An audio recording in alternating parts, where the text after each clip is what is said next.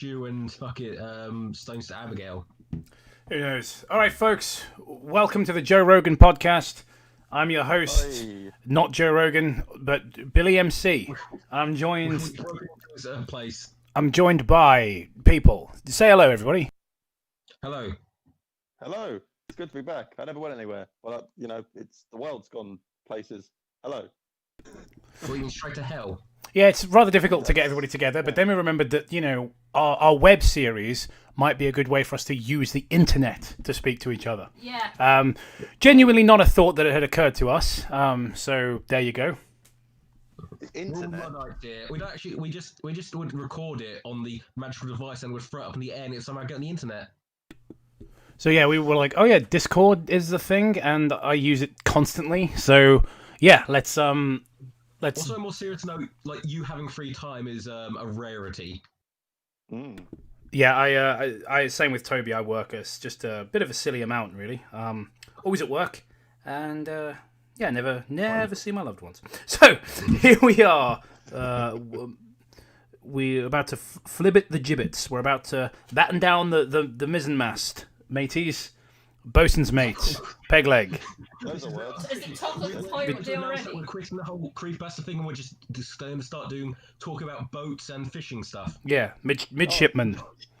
Yeah. Dude, I stayed on a fucking narrowboat with my girlfriend recently. That was amazing. I would recommend that to anyone. Like, driven and everything. It's great. I could talk about that all day. Sorry, Toby, I zoned out. What were you on about? Narrowboating. Oh, yeah. Boats are nice. Great. Yeah, helmsman, yeah. Yeah, walk the plank. I've gone a bit strange not being around my friends. Yeah. Hey, well, it's been. I've only seen what my mum and dad, Scarlett, and that's it. To be honest, Hal and Sam, over the past year. It's bad, isn't it? But it's probably the same for everyone. Yeah, I think I last. Newsflash: the world's bad. Whoa. Fuck me. Shall we get all the crappy story Jacob's lined up for us? Yeah, Yes, so if everyone's got the link in the... I posted it in the Discord call. Has just done a $5 donation, so thank you very much. Oh, thank you. Yeah, I'll grab the chat so I can see as well. Put in suggestion: lively music on the Creepypasta wiki. Not too long, but wonderfully stupid. And I think Riker! Well, we will do that, Riker. We will read that one next. And Bioman12 has made a donation of $3.99. Very generous. He has said, this is going to be fun. Well, I hope so, Bioman. I hope it will be. And if not, it will at least be fun for you guys to laugh at our suffering. So. What is that profile picture of Bioman? Jesus, I can't see it. What the fuck is that? It's best that you don't know. To look upon it is to go mad. As you stare at it for too long, you're like, they're bananas in pajamas. And they're coming down the stairs! It'll just... It's a common reaction.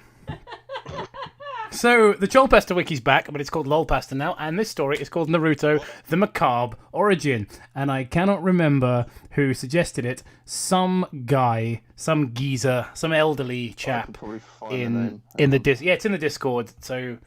Ooh, Patricia Potter is here. Hi. And as we all know, Jacob is the biggest Naruto fan. Yeah, I should point out I don't know diddly squat about... I know less about Naruto than I know about Dragon Ball Z. Should drag them up here. Everyone knows everything about probably Naruto. I've just watched all of it and probably your mom loved Bleach. Shall we drag your mum onto the stream? Toby, I think you should read the super chat because it's addressed to you. Oh, okay. Sorry, I was just trying to find out who suggested this. Thank you, Pterodax2000, for the Canadian 20 maple dollars. It's good to hear your voice, me. It's good to know that you survived warring with the Turks on your Lebanon crusade. Have a good one, all of you. Well, thank you. It's always good to hear read your tech comments as well, especially when it's orange as well like that. It's lovely. Toby impaling people around a tree. It feels fucking good to be back, Just from a phone, I'm feeling good tonight, boys. Let's change the world with creepypastas and ripping into them. We might not do that.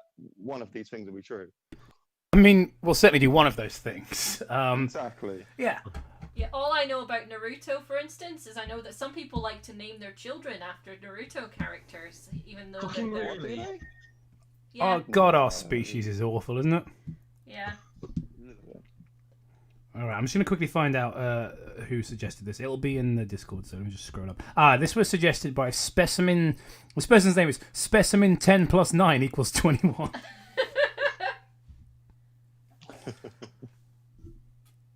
All right, so oh crap! People are messaging me on Instagram. Go away! I'm trying to do a stream. Oh, somebody's just sent me a story on Instagram to read as well. Okay, well, let's do this one. Let's do this one, and then we'll get on with. Was it Riker that sent one? Yes. We'll get on with Riker's story in a minute. MichaelLeroi dragging Toby's mum into this. Don't you do enough to his dad? I mean, like, you have been quite down since you haven't been able to see him lately. Yeah. I mean, he hasn't known what to do without me around. Apparently he just sits there shaking, you know, like twitching and saying that his name's Reek. Turned your father into a eunuch. That's what I did to me. So, Naruto: The Macabre Origin. Omenya's note. I assume that's the author. You guys know what to do. Author's note. Isn't Omenya something from The Lion King? Omenya. Phil Collins. I can't remember how the music goes in The Lion King. Is it Elton John? Is it Elton John? Yeah. I always thought it was Phil Collins. It sounds like Phil Tarzan. Collins to me. Tarzan. I don't know. It's some like aging bald white guy. Well, Phil Collins isn't gay though. Isn't he, Gemma? Who are you to say who is and isn't gay? You're not J.K. Rowling. Thank you, Guy in the Hat, for the 5 United States dollars. He says, been a fan since my edgy anime creepypasta 13-year-old phase, a.k.a. Jeff the Killer reading. Well, I'm glad that you're still with us after so many years. Yeah. Jacob, unlike everyone else, I actually watched Naruto, so I will know things about. Quick thing, it's basically anime Harry Potter, but with ninjas. Wow, I hate Something about Harry Potter. I hate everything you've just said. Like, it's amazing how one combination of words can be so lethal. Yep. What That's I've heard about Naruto is just basically everything you know about ninjas. Forget that. You know, They're wizards. Yeah. We need Gemma's 4 kids voice. All right, get me started on that. so. Considering Matt is, it's actually considering. I was trying to. I'll tell you what I was doing. I was trying to save time by cutting down the word considering, and now I've had to explain it. I've taken a lot more time than I would have. So, the trick is, folks, never abbreviate anything. So, considering Matt is our resident Naruto expert, who thinks he should read the story? Who the fuck are we kidding? Right, Naruto: The Macabre Origin, author's note. This pasta was manually translated from Portuguese to English. Gemma, our resident Portuguese speaker. So this will be interesting for you. I wonder if any Portuguese phrases have remained in the story, or any particular strange grammatical things you can explain for us. Yes. Grammar mistakes and misspellings found in the original article were replicated to the English language. That's interesting. I had a hard time translating this one because of the broken sentence structure, misuse of words, and improper punctuation. So what you're getting at is it was dog shit in Portuguese. Okay. Excellent.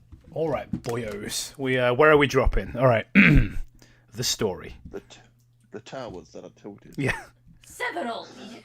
Yeah, I've got to be honest with you guys. Like, this is my gamer pad. I love that fucking dub. It's so funny. It's amazing. Guys, yeah, forget this live stream. Just go and watch that. Sonic 06 live dub. It's so funny. Let's go. Where are we dropping, boys? It's the way they're trying not to laugh as they're doing. It's like, I get friend zoned a lot. Fucking incredible. Can I be your friend? It sounds like a good place. It's not as pleasant as you would expect. They treat you like an object. It's like women don't treat you like a person. Enough asking. Brazil is coming to unite. Yeah, the nation of Brazil got sick of asking me to come to Brazil. I went to Brazil. Where was it? Was it Mount Sugarloaf? Sugarloaf Mountain, where we were. I wrote in the guest book, actually came to Brazil, the mad lad, thinking it was the funniest thing in the world because it was early 2018. Yeah. I'm like, haha, this is funny. Fucking twat. Fuck you, Cobe from the past. You absolute dillhole. Daniel Giovanniello. Thank you very much for the $5. Gemma speaks Portuguese. I thought she spoke English and drunken Scotchman. You don't need to put drunken on the front. It's not a martial arts style. Like, drunken is implied in the word Scotsman. If you want to add something too Scottish, it's heroin addicted. All right, yeah, the story, right? Several years ago, a little before the end of the summer. Okay. So several years ago implies like what, 20? Before now, it's funny enough that they've called it the samurai era. That in and of itself is funny, but again, several years ago, a little bit before the end of the samurai era in Japan. So just before the popularity of video arcades. Oh, when was that? I don't know, just like the fucking 60s? Shinto period. I don't know. Ming Dynasty. I don't know anything about fucking Japanese history. But I sure as shit know it wasn't called the samurai era. You're going to be really salty when you're looking at history for tomorrow, and that's what it's called. Anyway, let's go. Toby, get your mouth away from your mic, seriously. I did.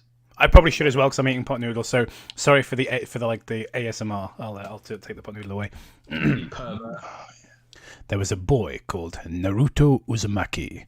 Naruto was an orphan because his parents was samurai. I also know women can't be samurai as well. Like, I know that is something. I don't know much about Japanese history, but I do know that. They were allowed to fight with swords, but they weren't called samurai. I do know that one.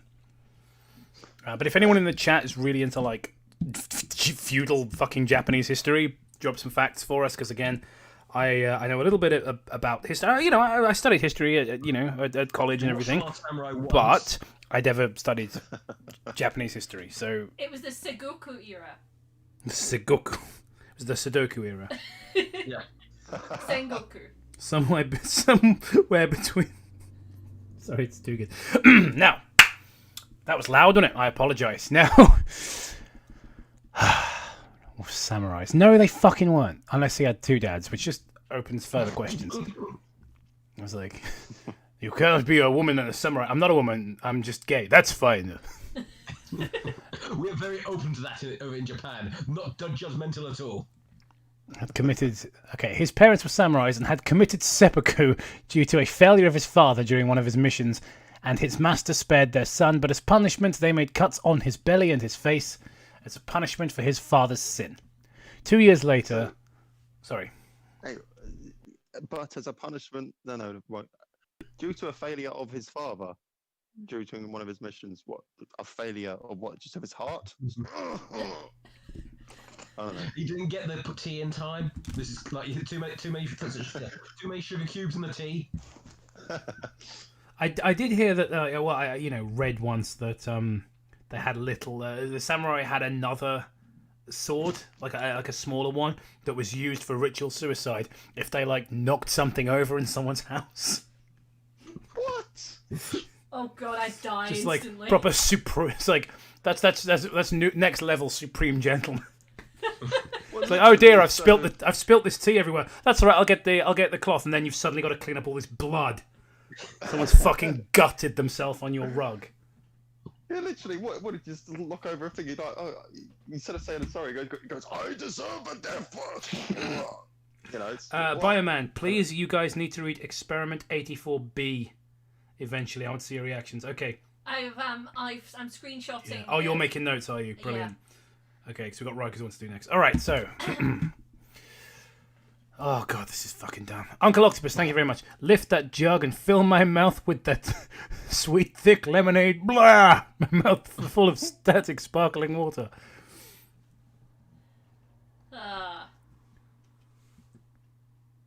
The samurai era refers to the early days of Samurai Jack before it went mainstream.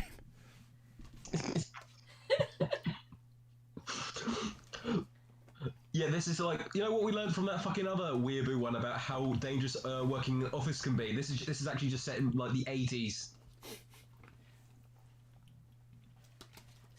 Yeah, they meant to say the Yakuza. So like his parents were samurai. Were they now? Now that might be what they told their child. Like his parents were like running drugs for the Japanese mob. and that's why like the kid was cut up. The samurai carried a daisho katana longsword and wakizashi short sword. It was used as both a backup weapon and for seppuku. Nice one. Weeb. Yes, I mean, weeb. Yeah. Hey. That was you. You've fallen. You've just activated my trap card. Just like, hey guys, please post your knowledge of Japanese history. People actually do it. Wee. It's like, damn it, foiled again. Sure would. You've fallen victim to one of my classic blunders. Oh fuck. Story. Well, we weren't even halfway through the paragraph, so. Right. I'm not doing this to be a Bennis. I just want to finish my pot noodle. Can someone take over just while I finish? Because we're never going to get through this. Jesus Christ! Someone take over. I'll read. Matt, Okay. Come on, feel free, my dude. Come on. Okay, it says here, suck a dick Toby. That's a weird thing to put in your story. Whoa! It says that in the story. That's very specific. What it actually is? Holy shit! What the fuck? Who wrote this? 2 years later, there was the end of the samurai supremacy, and little Naruto was sent to a place where abandoned children were adopted by couples. I mean, the orphanage. Just means like the pound.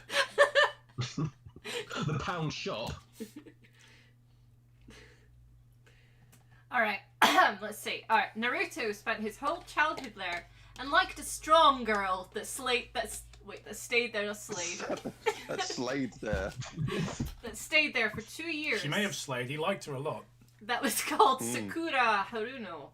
It was a shame that she, on the other hand, liked an anti-social boy called Sasuke Uchiha, a hated boy. Is that Sasuke? Yeah.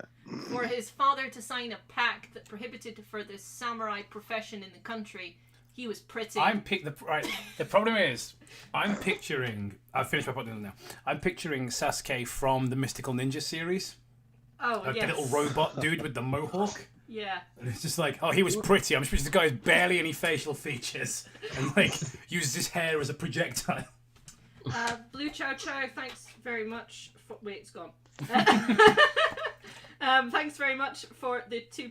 Could you do Amazing World of Gumball the Grieving? And Pimp Demon, thanks for the 20 kroner. What's this? Oh, whoa, what's this? What is this? What is life? Alright, he was pretty and was adopted before Naruto.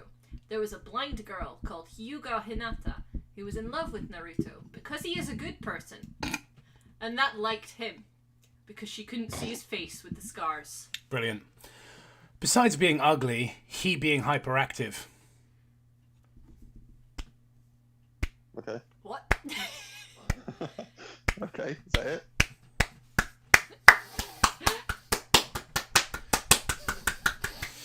I'm scared. Isn't Sakura the one with the big boobs? I just realised nobody could see me doing the Citizen Kane thing. I keep doing that at work every time someone does anything idiotic. Applauding. Just doing it way too much. You're not applauding. Launching one of my colleagues into space. That was. I thought you were having a stroke on the floor. Yeah, I was gonna say, was Sakura the one with that was like a homemaker ended up and she has a big boobs in the anime? No. No. All right. He knew us. He knew as soon as he mentioned the big boobs. No. I just know these characters, and this is like, Jacob too brings. It's just basically, you remember the fucking Recess story about how they were fucking like set in the fucking 40s or whatever. This is just that, but for this other show. Fair. This is just like naming a bunch of characters, but they're in samurai times as orphans. It didn't exist parents that would adopt him, and not even a good part of the local people liked him. Aside from Hinata, who liked him. That was it. Hinata was the big boob girl. And Sasuke, that simply didn't care about these things. With all the free time, Naruto improved his skills at drawing, and created a story based on his life, with tales he illustrated, and used ninjas as a theme, for he idolized them. Not like his shitty samurai parents. Naruto x Naruto. Hinata was never adopted because she was blind. Sasuke was adopted by a very influential person, and Sakura was adopted 3 years before Sasuke. And with our young Naruto, he was adopted by a lonely designer that saw talent in Naruto's works. And he was an old man. What? I hate the way this person writes. And he was an old man called Jiraya. After being adopted, Naruto didn't have Hinata's company, but could count with the enthusiastic Jiraya, and always drew his illustrated stories. Naruto, a year and a half later, died due to a fox attack. All right, have you confused children with kittens? Is that what you've done? So they go to a place where couples can adopt them. Like, you're thinking of kittens, aren't you? Naruto was a chick, as in like a little. It's a pet store. Fucking ridiculous. Jiraiya is basically Master Roshi. Pretty much. And with the death of Naruto, Mr. Jiraiya got really depressed and became a broke alcoholic. And in a day, to sustain his own addiction, he sold the boys' drawings to a straight. Wow, in a day, that was quick. That was... It's like, gosh. It's like the fastest I'm feeling descent so of any bad character about I've killing ever. this guy. You know, he's got these drawings. Fuck, dude, just take him. I don't give a shit about this kid. What the fuck? He became an alcoholic. What? Yeah, honestly, yeah, go on. A month later, Jiraiya, not having money to drink, he became sober and remembered about selling his son's drawings and committed seppuku because of the guilt. And several years later, a man from that buyer's family is delighted with the story and adapts it in their own way and publishes Naruto. OBS. Seppuku is an ancient Japanese tradition about the person committing suicide with a cut on their belly to accomplish a death of honor. Brilliant. No comment.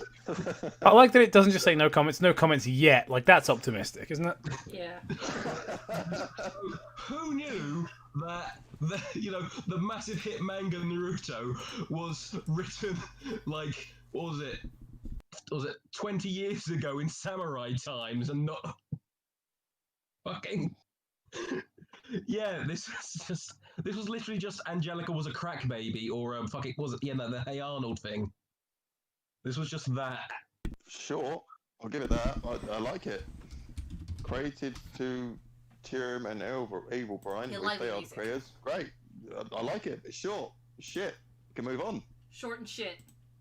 Yeah, I understood none of that. But what's basically, Jiraiya killed his son. It says right here at the end, Jiraiya not having the money to drink and became sober. Remember, selling his son's drawing. Well, how much did he drink in a day that he suddenly became sober? Like,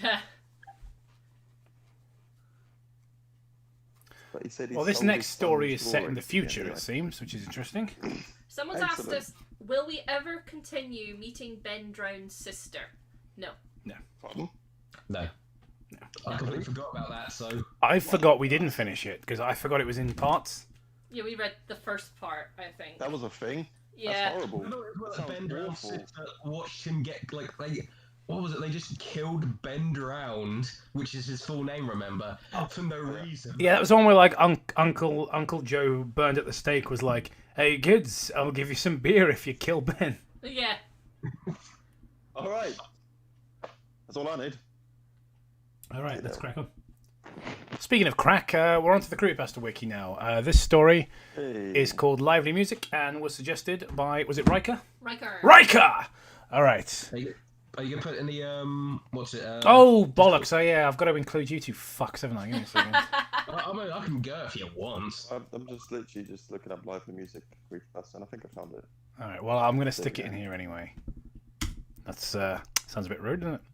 It does. Well, sounds a bit like bum. Sounds, not unlike, not dissimilar to the word bum. What? They sound like Pennywise. It's like, is your refrigerator running? It is. You better go catch it then. What? I said it, and it was like, yeah, it was Pennywise. Way. Ow. Thank you, real life situation lover 5000. Very strange username, but thank you. I posted a story to No Sleep a while ago called My Family and I Witnessed Something Terrible When Our Car Broke Down. It's pretty bad looking back, thanks, and we'll be heading over there shortly. Screen. One of the funniest things about Reddit stories is they always have titles like that. On Creepypasta wiki, they're called things like lively music. On on Reddit No Sleep, they're called things like my dead girlfriend started messaging me on Facebook. Yeah. Like I was browsing wiki feet and my house became filled with blood. I was like, I think the reason why they do it is because they try and trick people into clicking onto it because of the way Reddit works. Because it might be like, oh, that sounds like an article, but then you read it, it's like, oh, it's a story. You can then click onto it, off of it. But still, I think that's the reason why they do it. But it's still a bit stupid. It's not creative. You could have a little bit of a title, but I understand titles are hard, but yeah. There was one I read that was like, my sugar daddy was like said something strange to me the other day, and I was like, okay, right, I'll bite. Could you do me a favour? Could you please clean my glasses? Yes. I keep trying to clean them myself. It's not going well. Pim Demon, thank you. Can you read a story called Hyper Realistic? I'm aware of that one. I don't know if we've read it before on a stream, but yes, we will. Thank you. All right. No Sleep bans criticism, which is enough reason to shun the entirety of Reddit. I do shun the entirety of Reddit. I think it's a garbage website. Does that look better? It'll do. Thank you. It started almost 100 years ago from the former country of Hungary. Wait, I thought Hungary still existed. Yeah, I'm assuming this is set in either in the future or like after an apocalypse or something. I see. The home of a very undeniable song. Right? I don't think that word means what you think it means. All songs, if they've been heard, are undeniable. Oh, I don't think that song exists. Oh, let me play it to you. Here's my Spotify, but there you are. Oh, okay. That song's pretty undeniable. It's a song. That's not what that fucking means. It's like someone released like the new Papa Roach album comes out and someone has to say something good about it. Goes like, well, the music's undeniable, and goes, oh, that sounds impressive. Like, no, I just actually say. Why is it always fucking Papa Roach or Limp Bizkit? Because they're shit and they have shit names. To be fair, it's just one of those fun things to say, isn't it, Papa Roach? Yeah. I remember saying ages ago about Papa Roach, just being like, was Papa Roach ever anyone's favourite artist? Was anyone like, oh man, I can't wait to go and see Papa Roach? You'll never meet these people. My sister.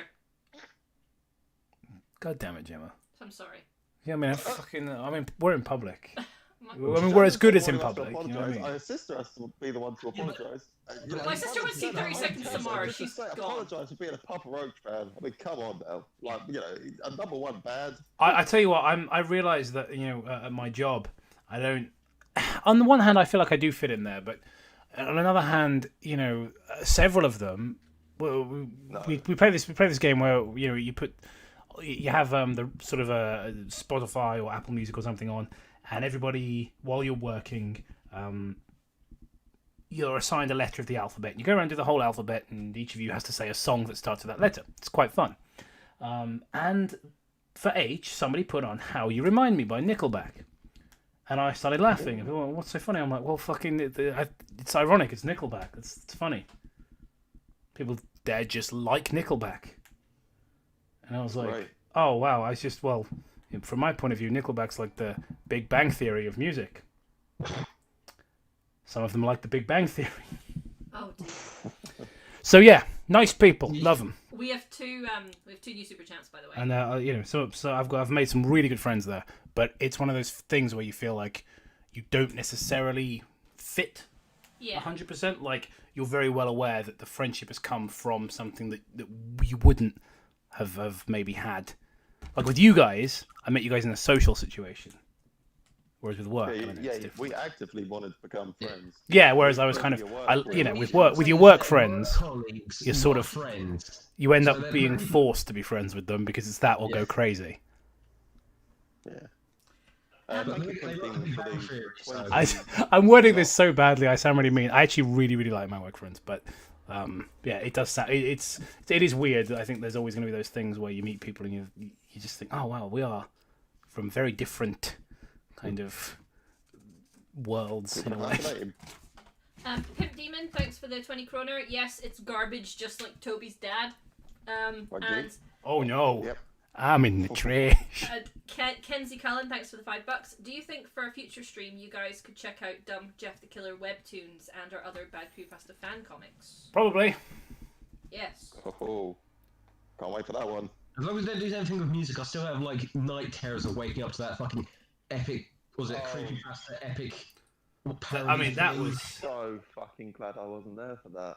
I'm so It was all fucking glad. substitute for Duncan. That was it. Duncan? Substitute me for Duncan to see if anyone would notice. Some people Yeah. did think you were Duncan was you. Great. Like there was a handful. I'd prefer to be Duncan than me. There was a handful, understandable, of people that were just like, "Hey, Toby looks good." No, he's cut his hair. Oh wow, and he's looks like he's had some speech therapy too. And he's like half a foot. Yeah, he's like He's he's together. yeah. What's really funny is that Duncan's not only a lot shorter than Toby. Duncan's short. Duncan's shorter than me. Yeah, he's what's Duncan 5'10"? He's 5'9" because I'm 5'10", and he's shorter than me. Yeah, but the thing is, mate, if if Duncan was like 6 foot, he would be unstoppable. Yeah, it's true. Like a force to be reckoned with. Let's read him the story. Come on. The home of a very undeniable song. Only 2 stanzas and smooth instrumental melody within. The lyrics were about an almost miserable man. An almost miserable man. Well, that's not too bad. Waiting. What's almost miserable? Like you were happy, but then you spilt some tea on your jumper, or what? Like Waiting for what I guess his lovely bride, while holding 100 red roses, the girl never came. And I really think she really won't bother. Is that a line from the song? The real thrill is that the short song had forced many people to suicide, thus claiming lots of what were once innocent lives. I mean, it's a song about an almost miserable man. I can't imagine it's that depressing.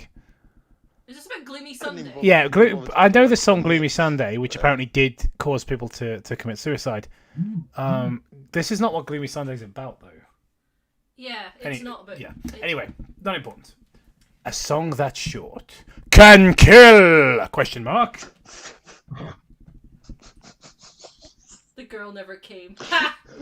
Why? Why is there capitals on the kill? A song that's short can kill? What? I love it. I love these stories.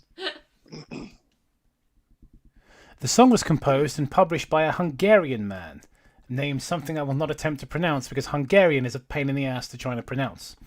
Pianist, singer, and composer. May he requiescat in peace. In pace. I'm going to read the sentence again. May he requiescat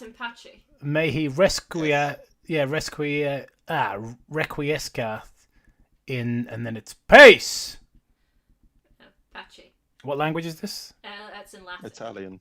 No, Hungarian. It's rest in peace. I only know it because Ezio says it in Assassin's Creed. I assumed That's it meant rest in peace, Gemma.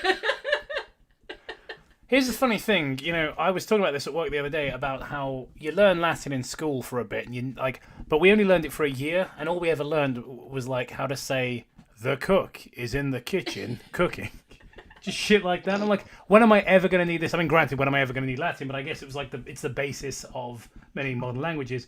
And also at that age, it was in year 7, so I was like, oh, when I grow up, I want to be an archaeologist. And look at me now. Now I am one. Wait. What? No, I'm not. Jacob, you're weedy enough to be an archaeologist. All the biologists will bully you. Yeah, it's true. Well, no, geneticists will bully you. The Chad geneticist. Ezio Auditore. I hated him. Fucking whiny brat. Sorry. Whatever the meaning of those 3 words, you might not want to know.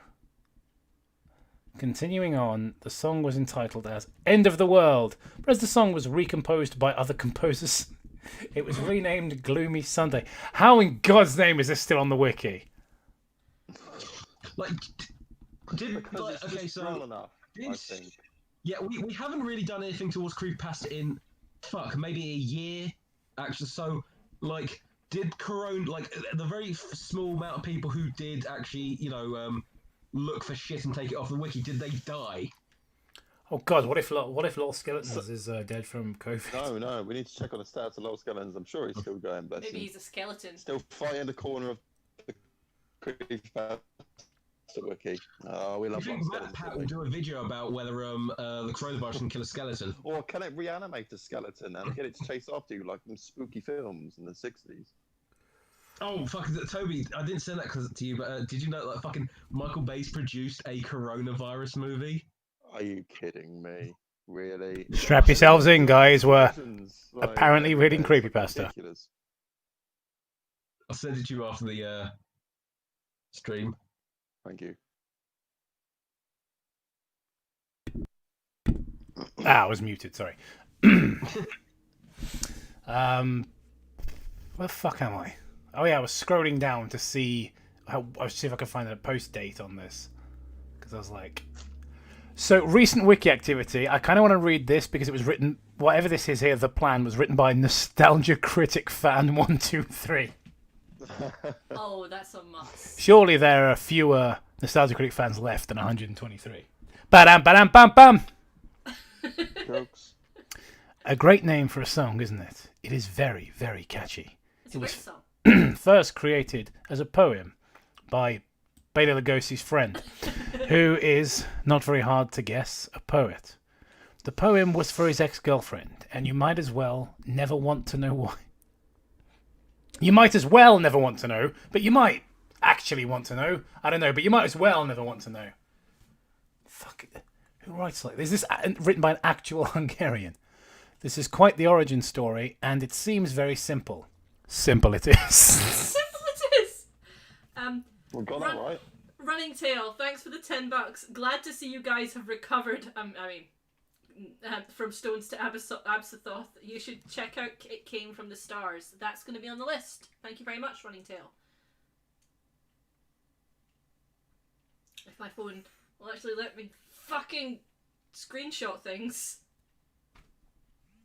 Yeah, these Samsung phones. So if anyone's not used a Samsung phone, in order to screenshot, you don't just press the power button on the side and hold it. You have to press it in conjunction with the volume button at the right moment. It's fucking garbage. If anyone here's not used a Samsung phone before, it's very annoying.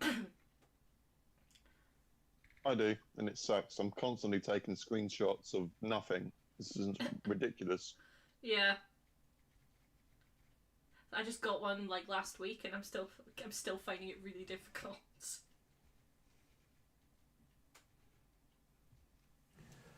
All right, more Gloomy Sunday.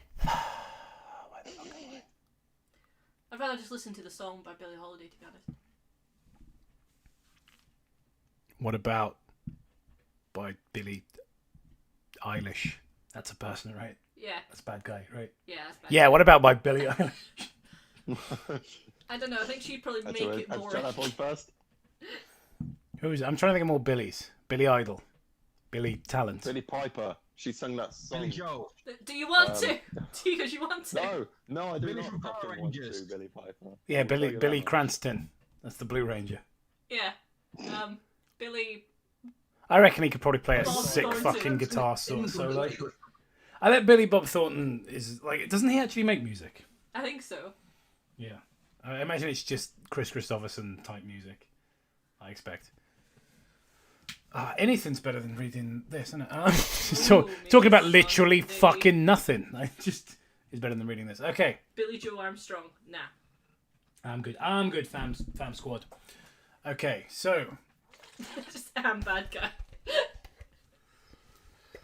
this is Quiet, the origin of the story. And it seems very simple. Simple it is.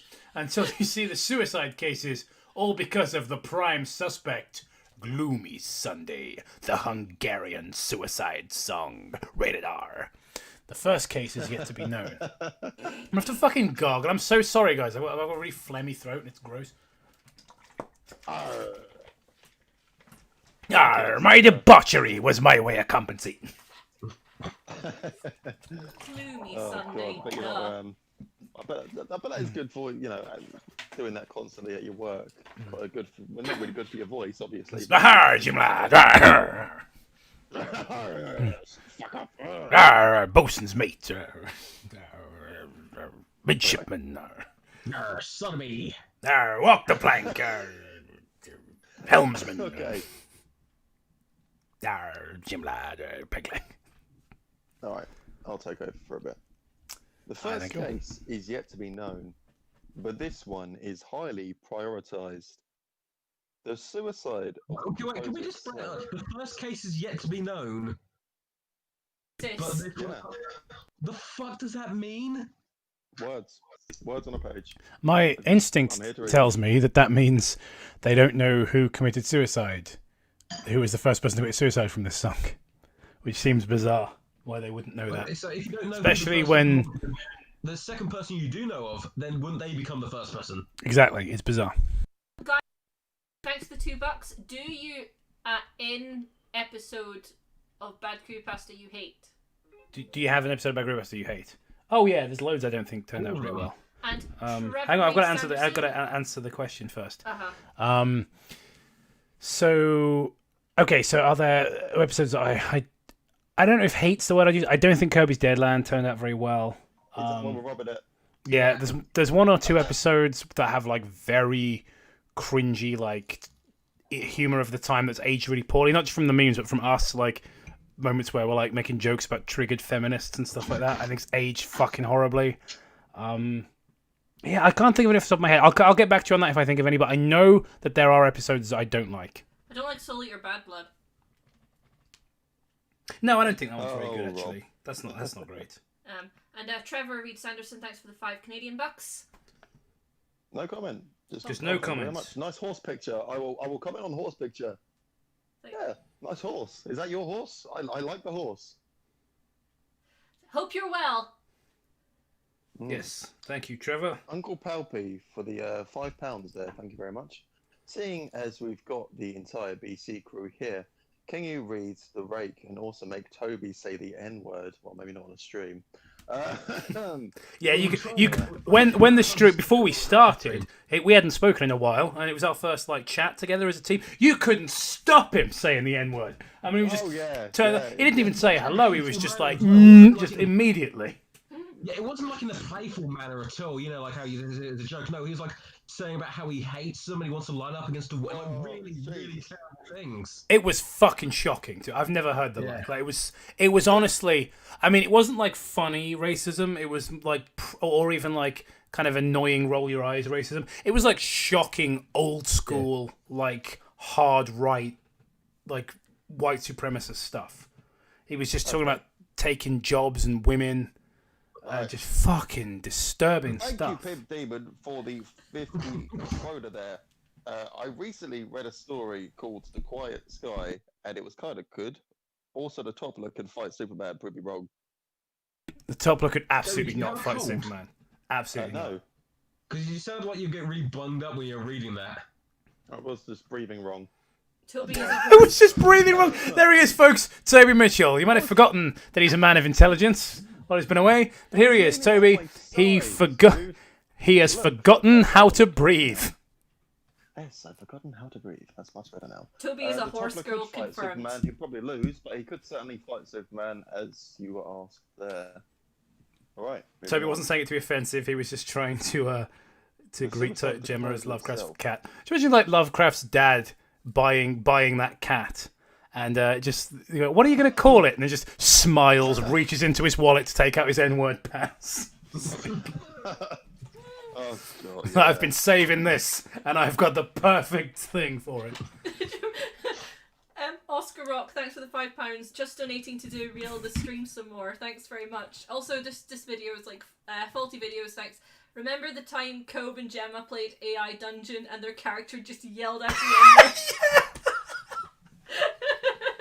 Yeah, because to be fair, I did it was like, what do you do? And I typed in like shout racial abuse or something, and it was just the N-word in hard R capital letters. It's like, oh my god, so good. It was like being in the room with Toby. Oh, so Trevor just DM'd me. Sorry, Lamau, I meant to say y'all are based, and nothing came up. God bless you. God bless you, you handsome devil. But who who cannot use YouTube properly. But I thank you for being you. You wonderful, wonderful man. Yes. Back to the story. No, I wish to talk about Trevor some more. Come on, we're only He is a man so handsome. A few more. Trevor, he's probably a handsome man. Trevor Belmont, is it? He is a handsome man. Yeah, yes, Toby, it's Trevor Belmont. Oh. It is my my horse-loving husband, Trevor Belmont. Stuff like that. It's like, oh, how come we never get any famous people to be fans of your stuff? It's like, but Trevor Belmont, oh boy. He's a big fan. I'm a big fan of Trevor Belmont. All this stuff, especially his early work. Trevor's looking at his phone. It's like, oh, we got to go fight some monsters. No, I'm watching this. My father must die. That's great, but can we leave it till tomorrow? Because these guys, they haven't done a stream together in ages. And the whole gang is here. Oh, someone said, can y'all please read Psycho? And he's fighting. He's got headphones on, listening to the show while he's got it in his pocket. So, can y'all please read Psycho by Super Hulock Warrior on Wattpad? Fuck! What the fuck is that? Oh my god. Have you not heard of Super Hulock? Who the fuck is Super Hulock? No. Super Hulock is the Tumblr amalgamation of Supernatural, Doctor Who, and Sherlock. Their fandom. Jesus Christ. I thought you said Duloc, like the place in Shrek. No, you're just a racist again. You're thinking about Jewish people. I know, Toby. I know that you want to lock Jewish people in internment camps. You've been very clear about this. You want the same for Mexicans. This is why you wanted everybody to vote for Joe Biden. Shit, honestly. Hilarious. Toby, remember when you created the Ku Klux Klan? Precisely. I didn't know Toby was a Democrat. I'm going to start banging my head against the wall. That might help. Ow. That doesn't help. So what's this about Gloomy Sunday then? So yeah, Toby, what's this I hear about you and the SARS virus? I hear you're a racist now, Toby. How'd you get into that sort of thing? Should we all be racist now? What's the church's official angle on the thing? You see, I like to dedicate myself to the evening, just have a cup of tea. I don't know how I'll be able to dedicate myself to the whole racism thing. I'm not a racist. Good for you, Okay. Father! Good for you! What? I love that. It's such a good bit. Anyway, back to the story. Sorry, this nonsense has gone on far too long. And if we keep derailing Toby, he's just going to start going off on one about he's going to be like, look, all right, guys, maybe it happened, but 6 million, that's a big number. All right? Okay. The suicide of the composer itself. The size of a tangerine. It is quiet moving for a man in humane sanity jumps from a window from his small apartment shortly after his 69th birthday. Well, hey. The problem was that he didn't die, and he woke up soon in a hospital. Being very unsatisfied, he choked himself with the electrical wire of an electrical fan beside his bed. I'm unsatisfied with this suicide attempt. I would like a refund. Should I speak to the manager of death? Should I speak to your manager, Mr. Murder? Thank you, Pimp Demon. If it comes out, will you read Mario 4? I will. Sad story about Mario. We tried to make Mario merchandise. It was a really cool picture. It was basically, you have the Super Mario Brothers 2 picture, the front cover of Mario running with the turnip in his hand. There's quite a good Mortal Kombat one of the awful fat Sub-Zero holding Scorpion's head and stuff like that. So it's quite a popular design. We got a guy to do that for us with Mario with a toad head holding a severed Birdo head. And it was instead of Nintendo, it's MichaelLeroi Entertainment System, and then across the bottom it said denim, denim, denim. And I was just like, that's great, but it keeps getting zucked.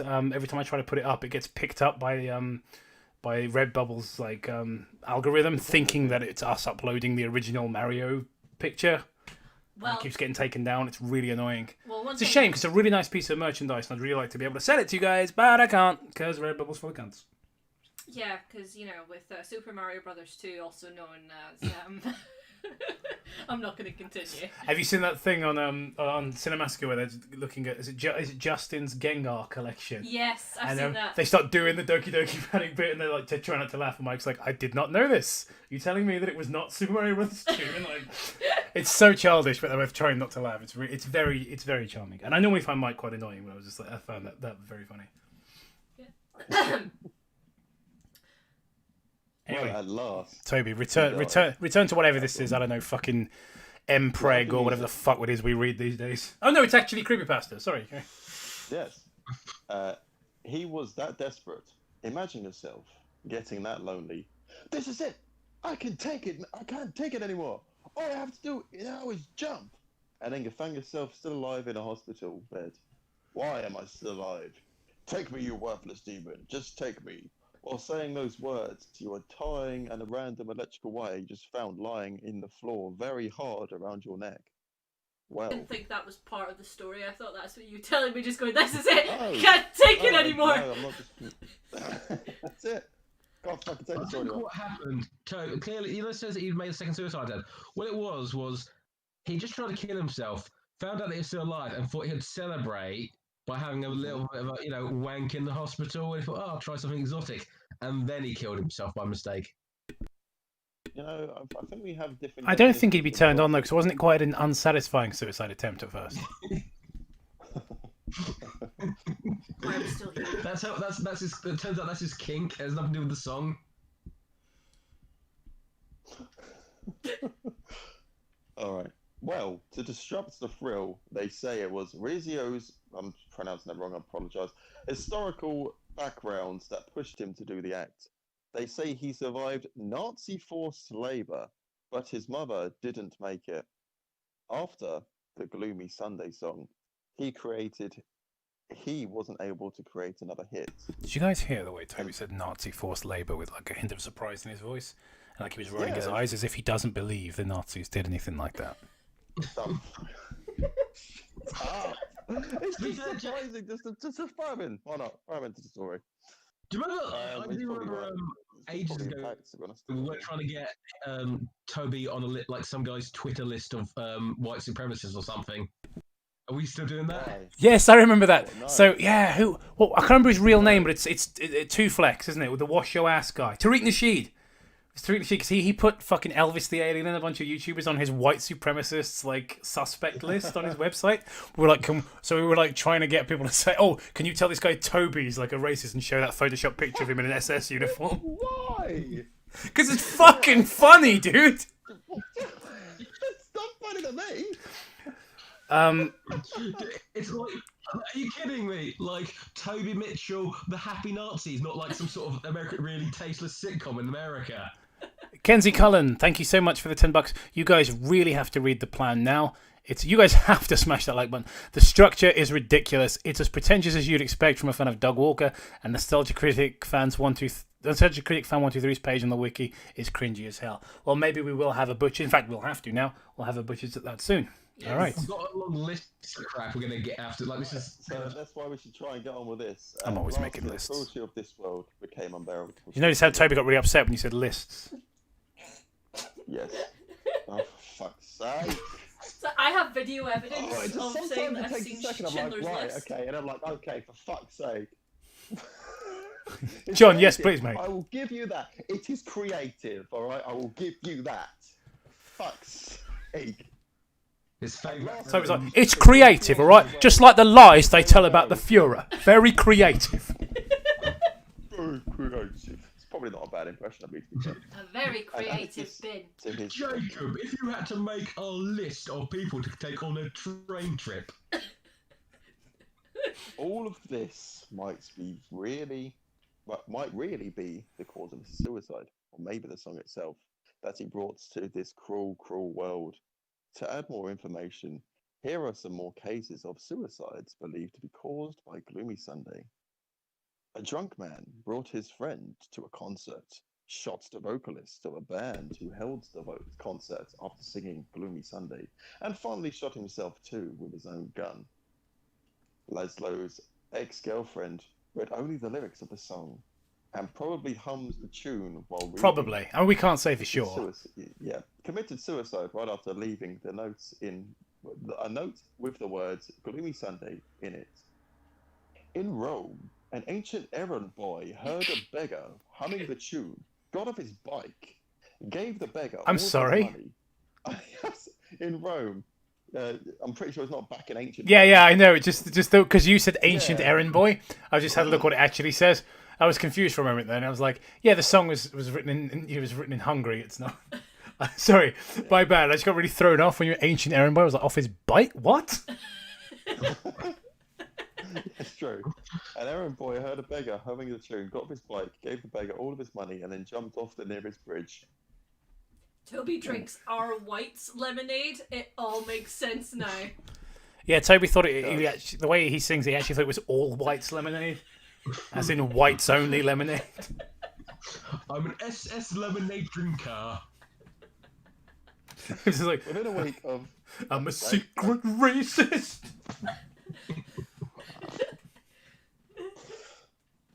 Within a week...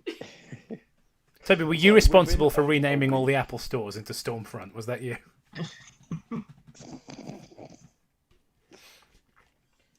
Within a week, hearing the song, a typist had gassed herself, requesting Gloomy Sunday to be played at her funeral. Toby, I'm so sorry. What? Yeah, this person gassed themselves, alright? Yeah. Look, this door is made of wood, alright? Oh, gosh. It's just, yeah. Two maids heard the tune over the radio while walking down the hallway. Immediately, they both hanged themselves using their master's curtains. Immediately, just drop of a hat. all her clothes fall off instantly. And I see everything. And it's everything. I mean, it's just scrambling to get everything, but I've seen it all.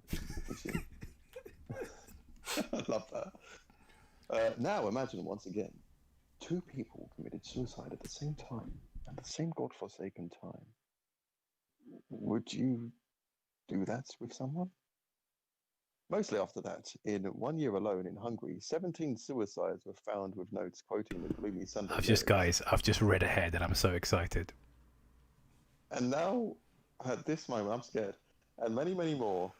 No one knows how the song was able by itself to force people to Here it kill comes. themselves. Hear it now. Oh no! Oh no! Is it the depression brought on by the recently finished World War II? I don't know, Toby. Did you feel depressed at the Führer's loss? Yeah. It's always bad to be on the losing side, isn't it, Toby?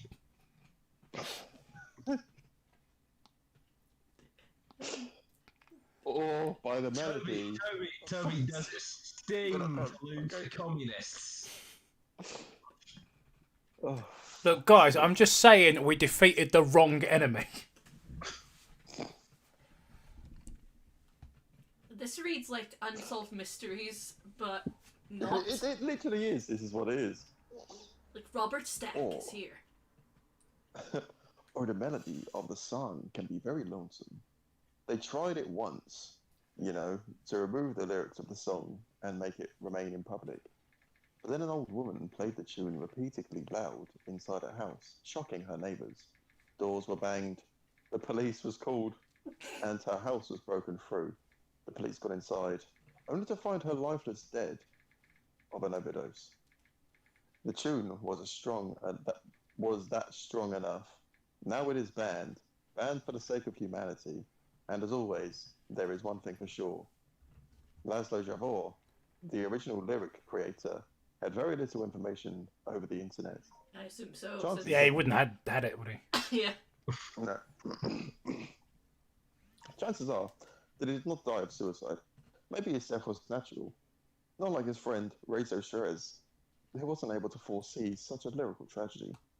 Maybe Laszlo was the real man behind all of this. What is just feel like Toby Sarkis doing his Stephen Hawking voice, like maybe Laszlo. Yeah. Sorry. No. Maybe he was the only man behind this monstrosity. Whether you will believe it or not, just like supernatural beings, a word of advice is left here. Don't be too scared in everything you see. It is what you hear that will probably kill you after all. Take care, my old friends. Razor Ceres. Great. That was the end. What the fuck was the point of that? It was a story. Oh, it wasn't. That was nothing. That was information that you could find on Wikipedia. Yeah, so you know what's going to happen? Tomorrow we're going to wake up and think back, like, what happened last night? Goes, well, we made a shitload of jokes about Toby being a white supremacist. And then there's just this big blank space of just us mocking Toby for his Nazi-like views, and nothing was happening. That was just the entire thing. We weren't reading a story about music at all. Because it's utter gibberish and utterly forgettable. Yeah, this is nothing. I want to be able to make fun of it, but I'm forgetting it as we talk about it. Right, what's next? I'll load up the plan because I know we're doing that one. I think someone accidentally got the script of like an Unsolved Mysteries, as Gemma said, and then they just replaced it with something spooky at the end. That was basically it. I felt like I was who was the guy who used to it was rehashed Unsolved Mysteries on the TV. God, what's his name? It's an old guy. Oh, it's something Fieri. I can't remember. It's not Guy Fieri. God. Anyway, I'm rambling. Go on. This one is Experiment 84B by suggested by Bioman12. Okay, let's hone in on that then. What is it? Experiment 84B. 84-B. Okay. I hate you too, Electric Sonic.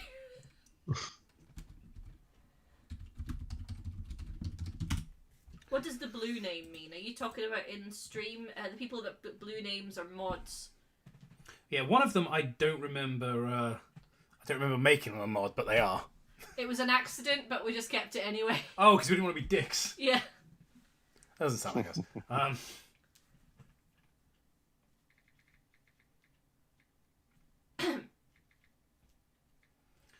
right. So I'll jump back in now. My throat feels a little bit more normal and less phlegmy. Bean Daddy, thanks very much for the $5. Toby wears a gold heart-shaped locket that has a photo of Hitler in it. He listens to Toto's "I Will Remember You" whilst gazing at it tearfully. Thanks, Bean Daddy Mandela, as always.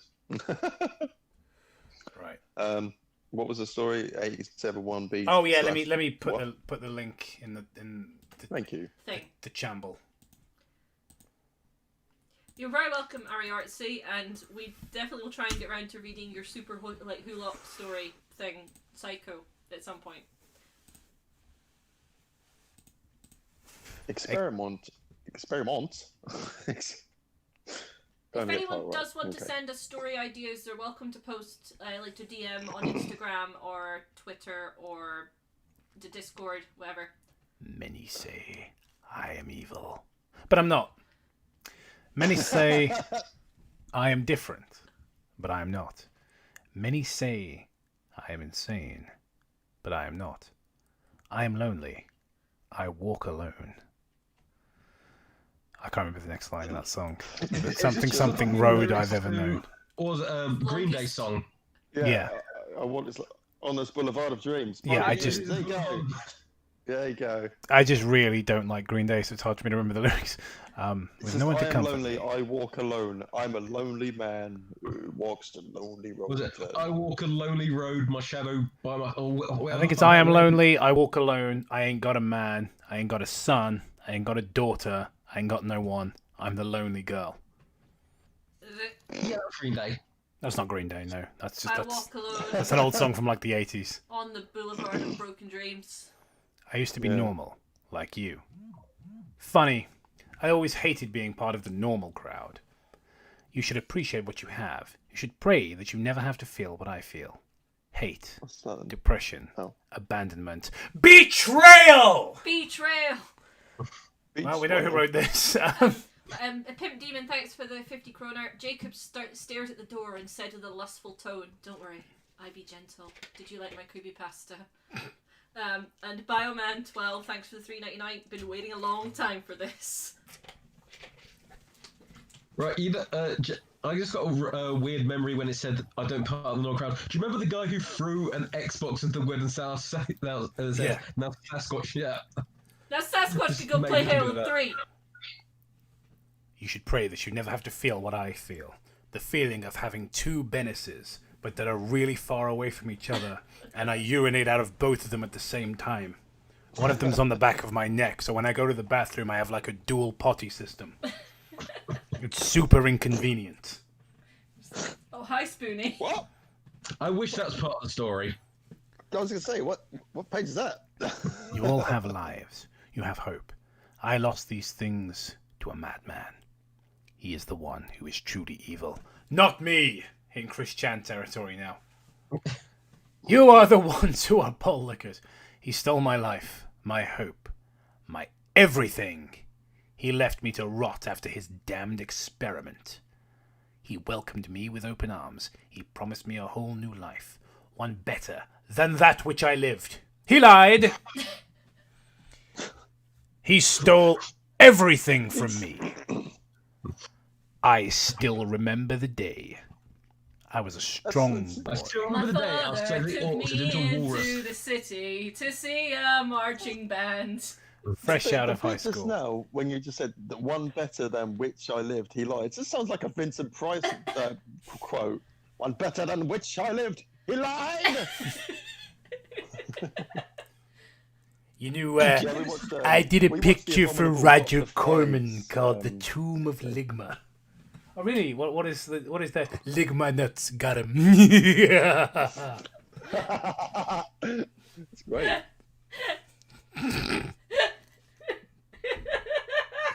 Like, I'm not even sorry. Like, that's really what makes it bad. I was a strong boy, fresh out of high school. The sun was shining, but I was Who loathing. describes himself as a strong boy? It sounds really fun. I'm a strong boy. I felt like everyone I saw was staring at me, judging me, and they were. Oh, how they were. All the dirty bastards. I'm not going to do the whole thing as Vincent Price. My walk home from the final day of school was its usual hell. Kids would ride by in their cars and yell, "Fag! High school sucks! Everybody called me a faggot!" And douche, I simply had to take it. Or did I? I don't know, dude. You're writing the story. Just get on with it. Look at mine, dude. A thought dawned on me. These kids are slowly killing me anyway. Why not make it quick and painless? I was blinded by grief. Right, in horror, it can be good to leave some things to the audience's imagination, but not everything. I have to have some idea of what is happening. Yeah. I don't have a clue what's going on in this story. Right, That's quite of the year. who amongst us can try to figure out what any of this means? I'm just hearing a lot of emo songs in my head from the early 2000s. He just wants to maybe He wants to die. he wants to go after the bullies and go, well, you know, have a fight with them, potentially get killed, but I guess he wants to beef up first. It'd be like a Rocky situation, you know. I feel it's a Thomas. But he's depressed anyway. Situation with the guy, like this, like really like guy, like nobody understands me. Maybe I could kill myself, or maybe I could get revenge on the bullies that bullied me. That's what I'm thinking. But like, you have to understand, explain the context. Like, why are you grieving? Like, what's going on? Do you know what I mean? Like, what's happened in the story? You still remember that day? Okay, well, what? Do you know what I mean? Like, just be more clear, because I haven't got a fucking clue what's going on. Again, it's okay to leave some things to the imagination. In fact, it's desirable to do that in horror, but not to this extent. I was blinded by grief. If I had known then what I know now, then I would have never taken that rope from my basement. But where do I do it? Not at my house. Well, I thought you were going to do it at home with the rope. I hated my mom, but not enough to shatter her mentally. I picked an alley near the outskirts of town. I was halfway through wrapping it around a light post when he skulked into the alley. Young man, what are you doing? Ending it. Are you insane? Come with me. I believe I can help you. Help me? You're off your rocker, old man. Leave me to die in peace. No, I can't do that. He grabbed my arm. Come. When I struggled, he... Sorry. Alright, well... Have fun with this soundbite. When I struggled, he pulled harder. I fell and he caught me. He quickly dragged me inside and bolted the door behind us. Enjoy that. That one's on the house. Young man, I think I can help you. I know you're feeling... I know how you're feeling. Simply listen to me. Damn you! Fine, but hurry! A life is a precious thing, but what you say if I give you a new one for free? I'd say, where the fuck do I sign? Good. I've been doing human anatomy research, and after a few experiments, I have mastered manipulation of the human form. I believe I can make you into anything or anyone you want, of course. Oh man, I could be a dolphin? There are circumstances. Like what? He pulled out a sheet of paper. Well, first, signed here. What if I don't want to? Well, in that... What? Where'd it go? Well, in that lies the second circumstance. You don't have a choice. What? You heard me, my dear fellow. He pulled out a syringe filled with a green liquid. Finally, synthetic watermelon. Now hold still. I tried to run. I tried to scream, but he grabbed me. He forced the needle to my neck, and everything went black. Why? Was he trying to get you to sign something in the first place? I know, right? Literally. But yeah, he's already got you exactly where he needs you. He's about to knock you out. Was that a scene they cut out from the Human Centipede that gave him release forms? Or you could have waited until like he was about to do it, and then when he had no other choice, or just walk up to him and just do it. It's just why? scarier that way, I If you guess. were gonna knock him out either way and do it, like, why give him the illusion of choice in the first place? Fuck! Oh, he lied to me. Of course he lied to you. He jabbed the needle into your bloody neck, just like a madman. Like after a second, like, oh, what if I read this? What do you mean a I'm second? Oh, offended at Jesus the waste Christ! of a perfectly good clipboard. This guy's just Herbert West. I awoke in a glass chamber. He had me in a suit, for whatever reason. In a glass chamber, like all liquid surrounding him in a fucking tuxedo. Yeah, I reckon he probably took a like skin suit or something like that. But I do like the he's got like a 3-piece suit on, tailor made. Seconds after I awoke, Penny. he entered the room in a lab coat. Hello, my friend. Did you have a nice nap? Where the fuck am I? That is not of your concern. All you have to do is sit back and let me do all the work. Let me out, you psychopath! I'll kill you! I'm afraid not. That was another soundbite. I'm afraid not, my child. You're going to have to sit there while I make history. History? Yes, when I successfully perform a full body transformation on you. You can't! Oh, but I can. He flipped a switch and began speaking into a microphone. Test, good. Now, let us begin with experiment 84-B. What the hell are you doing? Subject's vitals seem to be normal. His heart rate is skyrocketed, though. Brainwave activity is high and insulin levels are normal. Let me go! Diabetic, let's go. Ready to begin experiment. He turned a lever. He turned to a lever. Activating He node transformed physically into a... into a lever. And he pulled. Yeah. A bolt of energy piercing my body, tearing my very being apart. I couldn't even scream, my vision blurred, and I was suddenly blind. Subject's appearance is beginning to warp. Activating node 2. The pain increased. I felt my mouth close up and my ears shut. My eyes shut, excuse me. It doesn't fucking matter, does it? Subject's face is completely morphed. Activating node. A siren sounded. Error! Error! Meltdown in progress. He screamed. No! His face and limbs haven't fully developed yet. I must save the experiment. The last thing I heard was a loud crash. I woke again among the I really rubble. hope this turns out to be like someone was a really big fan of Tusk and just want to do an edgy version of it. Oh god, we're gonna have the French-Canadian Johnny Depp come in. You know... Actually, I'm not making that joke. I'm going to mute the microphone and make this joke to you. Okay. Oh! Oh! Ho, ho, ho. That was We dark. didn't hear That it. was dark. And no one will hear it. Good. Text it to me, Jacob. I want to know. Yeah, it was really fucking mean. Well, that's the best kind of jokes.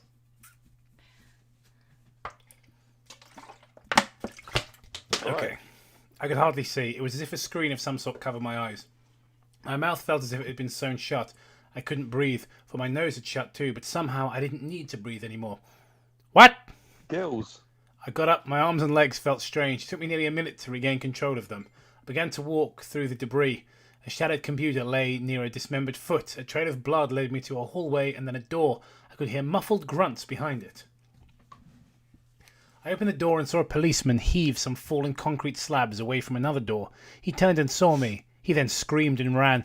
I tried to yell for him to stop, but I couldn't speak. So I chased him. As I began to run, I felt my legs shifting, as if they were growing while I moved. I soon caught up to him, and when I reached to grab his shoulder, a tendril shot from my arm and impaled his chest. He cursed and What? fell. No, hang on a fucking second. This is sounding a bit familiar. Isn't it? Prototype.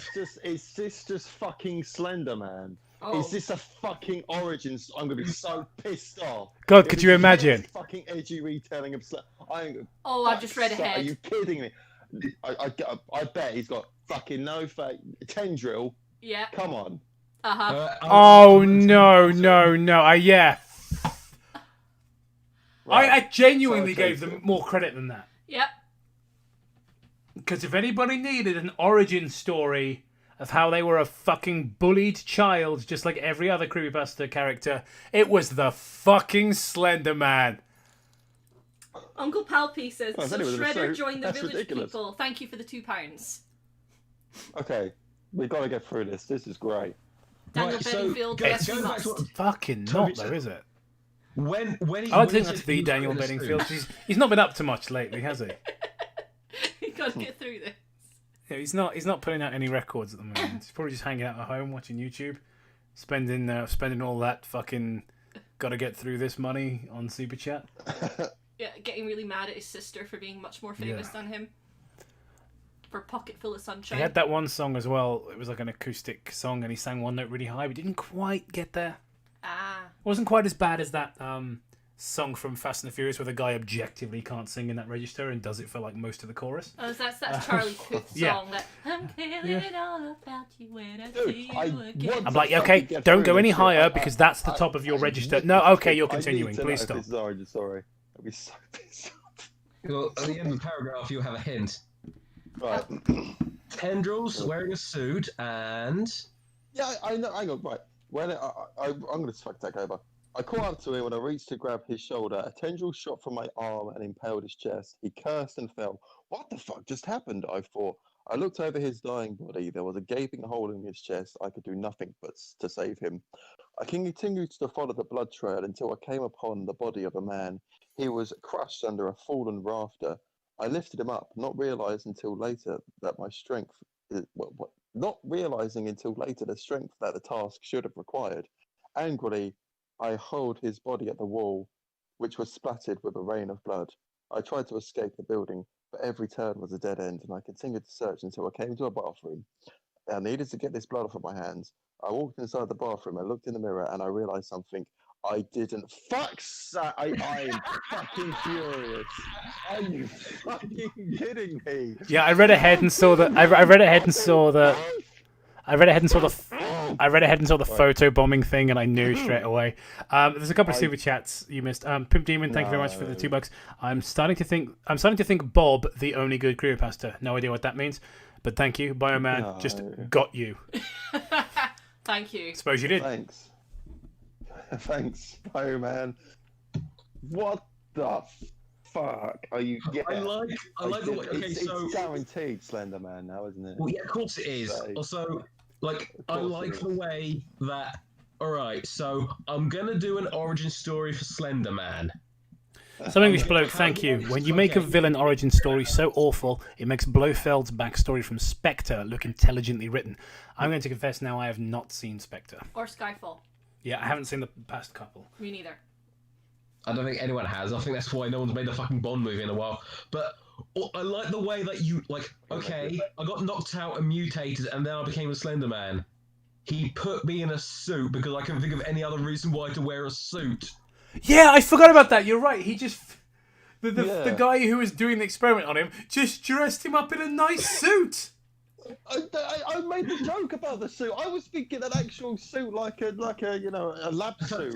Yeah, he's like, oh, he put me in some weird like bio suit with all kind of like wires in it or something, and he just couldn't be asked to describe it. I'm like, no, he actually meant like a tuxedo. Nanook One, thank you very much for the £5. You poor sods! I swear these creepypasta writers are just trying to annoy you. Oh right, they go out of their way to piss me off, and this has gone out of my way to fuck me off. This is fucking ridiculous. Nanook One, is your name a reference to the Lost Boys? You will answer. You can answer that at any point. It's probably just a reference to the actual Nanook.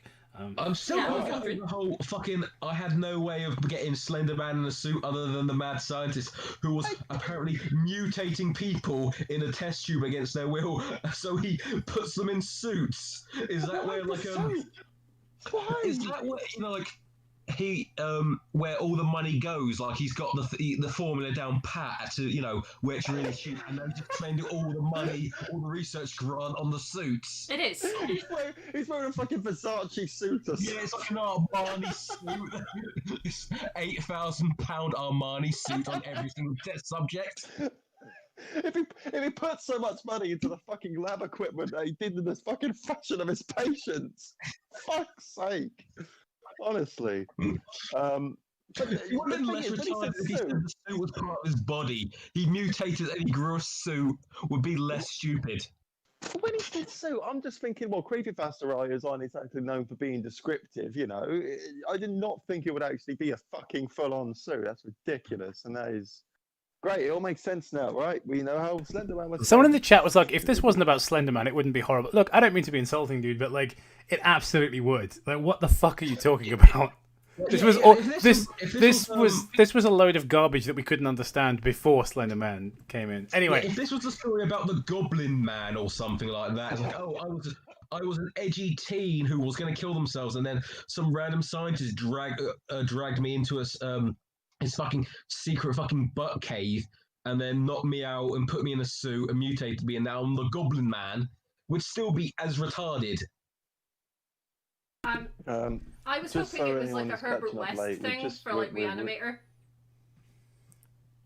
We're in the middle of reading Experiment 84B, which is apparently an origin of a fucking Slenderman story. But pissed me off. So now I am branded as a monster. I live in the nightmares of teens and adults alike, all because of that bastard. As soon after this experience, I discovered my true powers. I could stretch my arms and legs to unnatural lengths, and even produce tendrils. I was the werehog. After this whole experience, all I want is a friend. So I find people and children. They are the only ones who don't view me with fear. I often play with them, but I cannot always control my body, and every now and again I slip up and someone dies.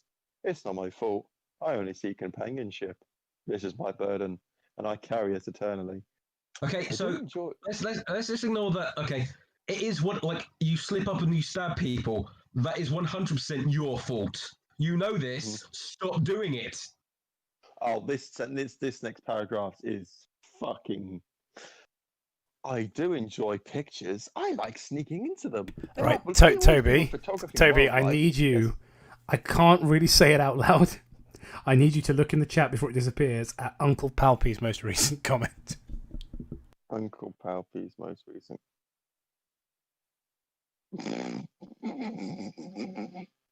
No. No. Yes, I do enjoy pictures. I like sneaking. I think he's got you confused with J.K. Rowling. It's like, no, Mr. Publisher, it is absolutely crucial for the storyline to have a bunch of hook-nosed goblins hoarding all this gold. Isn't hindsight great? It's hilarious, just looking back at everything J.K. Rowling ever did. It's also great, just like when she adds to the lore. I'm just like shitting the wizards shitting themselves. Uncle Palpy, thank you very much. I could stretch my arms out. Mistake made, everyone. This is the Lanky Kong origin story. Felix Barbosa. Let's be honest. This character has no style or grace. It's like, wait, No. he's not Slenderman. He's Gabby Hanna. What if I'm the monster? So, That's so bad. I do enjoy pictures. I like sneaking into them. There are always people photographing wildlife, so I reside in the forest. Photography. I do what I now understand to be photo bombing. But whenever I very nearly said the N word then, just like. I was about to say, we'll substitute it for motherfucker. But like instinctively, I was about to go, motherfucker, shut up. Finally here, performing for you, it's Lanky Kong and the Slender Crew. Slender man. Oh god! Imagine that with like the whole crew, all the crew that's going. He's the last member of the CP crew. Oh man, that would be fucking horrible. Yeah. Go make it So someone. whenever I track the person down because I wish to see what I look like in that photo, they run, and one thing leads to another, and suddenly another person dies at my hands. I promise I never mean any true harm, but I've lost my sense of, well, everything apart from typing on the computer, obviously. I no longer know how to be a person. Things never seem to go well for me. I really wanted to feel sorry for Slenderman. I've always wanted that. I simply ask of this of you. When you see I mean, it's sort of like it's easy to relate to. Remember that Christmas party we read about? Fuck, did we ever actually put that out? The fucking Creepypasta Christmas thing? Oh, I think we did. The Christmas songs Did we? one, wasn't it? The thing with like all their characters and their girlfriends. Oh no, we didn't put that out. I don't think the Creepypasta boyfriend scenarios. I think that's still kicking around on a memory stick somewhere. Oh yeah, that was dude. bad. Dude, that might be a Christmas special. Jesus Christ. Yeah, like Jacob's got like a fucking million, million fucking stories stored away somewhere that. It's horrible, that story. Jesus Christ. I simply ask this of you, as Slenderman. When you do see me, I do not run away. In fact, run towards me, welcome me. It would mean so much to me, and it may just save your life. But then, how will you know it's me? I'm sure you've heard of me, and if you haven't, you can easily find me some photos of me in the internet. Simply go on Google and type in Rayman. Slenderman. Yeah, just Google him. He's quite famous. So thank you very much. Looks like Naki, I don't know. Hollis, anyway. Mr. Hollis. Thank you very much for the $9.99. Can we read to the comments? Hi guys, I will in a second. Yeah. Hi guys, love you all on your work. Will this live stream stay on the channel? Will wishes. I actually mean well wishes. Unless Will wishes is your real name, and the other one is that's how you're signing it, and you're not actually Mr. Hollis. Well, thank you very much. Will the live stream stay up? Probably yes, but not permanently. It'll probably be up for a couple of weeks or something. Because I don't like to plug the channel up with too many live streams, but it'll be up for a while. Daniel looks like Giovanilio. I don't know. Or Giovanello. I don't know. Hard to say. Who's in charge of the CP crew? Joe Biden or Jeffrey Epstein? Trick question. It's Onision who runs the CP crew. So let's have a look at the comments. So Harper the Centaur. Not a good start. I thought it was pretty good. This concept is interesting. The story has a cohesive plot, lies, and few grammar spelling mistakes. It was overall an interesting read. It could definitely use an edit. It was a bit short, and I feel like there were many aspects that could do with elaboration. EX, what was his home life? Were his parents supportive? Was he an F*G as he was taunted? Why was he being bullied? Was he nerdy? Slow? Anxious? Ugly? Why was he lonely? Yeah, these things would You sound like fucking Joey. definitely fix the story. So that's what this story needed more of, his incredibly boring, cliche 14-year-old backstory. That's always wanted to, like Slenderman the Wonder Years is always what I've wanted to know about. Oh yes. Okay. No wonder years. Diamond Foxy 42. Positive first. Loved the concept. Slenderman being a teen that was warped irreversibly by a mad scientist is, in my mind, a great theme of a story. Well, I mean, you're wrong, aren't you? Like, objectively wrong. I also like the action after his transformation. It makes it seem as though you're really there. Now for the negative. This is most of the review. The build-up to the experiment was terrible. You could have said he was suffering from depression or he was homeless and the scientist stumbled upon him, saying the kid was bullied and that he pushed him over the edge and made him want to commit suicide sounds sloppy. There's a lot of criticisms like this, right? But then it gives it 6 out of 10, which is, I mean, good. Yeah. That's what you If give you're, a if decent your film. liking for something is what would you say that's like a tiny paragraph, and all the negatives is a massive and like that's not a 6 out of 10 review you should be giving it. That's like a 3. That's like a high 3 out of 10. With the story is not only the fact it's obviously a Slenderman story, origin story, which is awful in itself. It's just the fact the reason why he was trying to suicide in an alleyway was ridiculous. Oh, you don't understand me. I'm so lonely. Well, because why? You haven't really gone into it apart from saying you're lonely and you just got bullied by 2 kids and you're like, that's it, man. I've made it to that grand old age of 12. Go Robzilla says, I never thought it was possible to make Slenderman interesting again. And in a tragic way. You were right. You did real good with this. And that, Go Robzilla, is why nobody uses the fucking Creepypasta wiki anymore. Uncle Octopus, thanks for the £2. Slender Man. Slender 2. What's next? Alright, hold on. And just go into my gallery. Amazing World of Gumball the Grieving. Oh, joy. That was by the Blue Chow Chow. The what? Hang on, Toby, I'll get the link. Yeah. Revengeance. Wait, I just no, realised that's a it. YouTube video. I don't want that. Oh yeah, that's yeah, there we are. Oh, that's horrible to read. Okay, I'm gonna pop the screen back on, and you're gonna see there's just like this tessellated fucking picture of not tessellated, tiled picture of a moon in the clouds. Not a horrible picture by any means, but it's fucking impossible to it's impossible to read the story over the top of it. I'm gonna have to highlight it and read it that way. Why the fuck, man, did you put that picture in our chat? You'll have a good cup juice. Yes. Well, I don't know. I was reminded of Batman Beyond, and so I just made this picture. Because it's true. Oh, Jesus Christ, this is like, well, let's get started, shall we? Pteradax, thanks very much for the 10 Canadian bucks. Had to leave the stream earlier, so I don't know if it has been raised. But since it's been 57 years to date, could you read the creepypasta JFK, nothing bad creepypasta happens to the Kennedys? Oh, okay. Yes, we will. Quite a long story.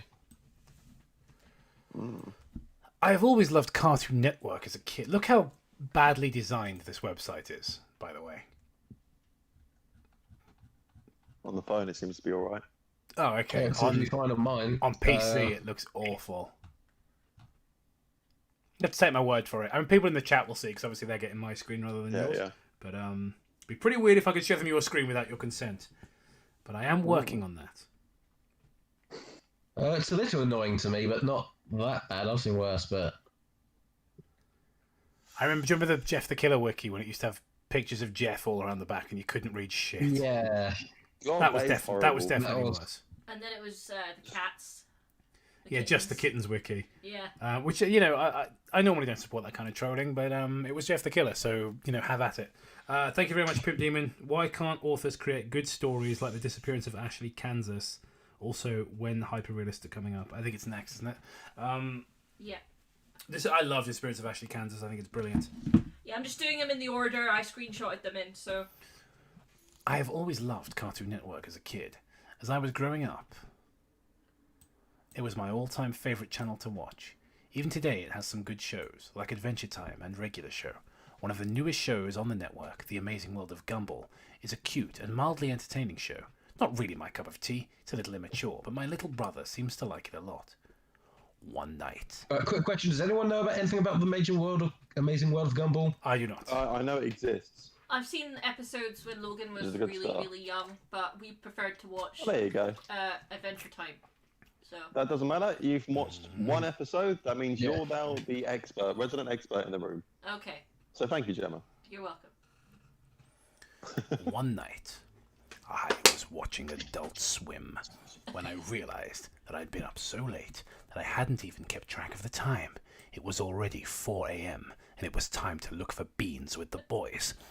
I don't recall ever watching. I needed to call Fat Tenos. I don't recall ever watching God, AS. Don't. Oh, fucking hell, that kid. Honestly. I'm watching the world's amazing. I'm watching Amazing World of Gumball at 4 a.m. What?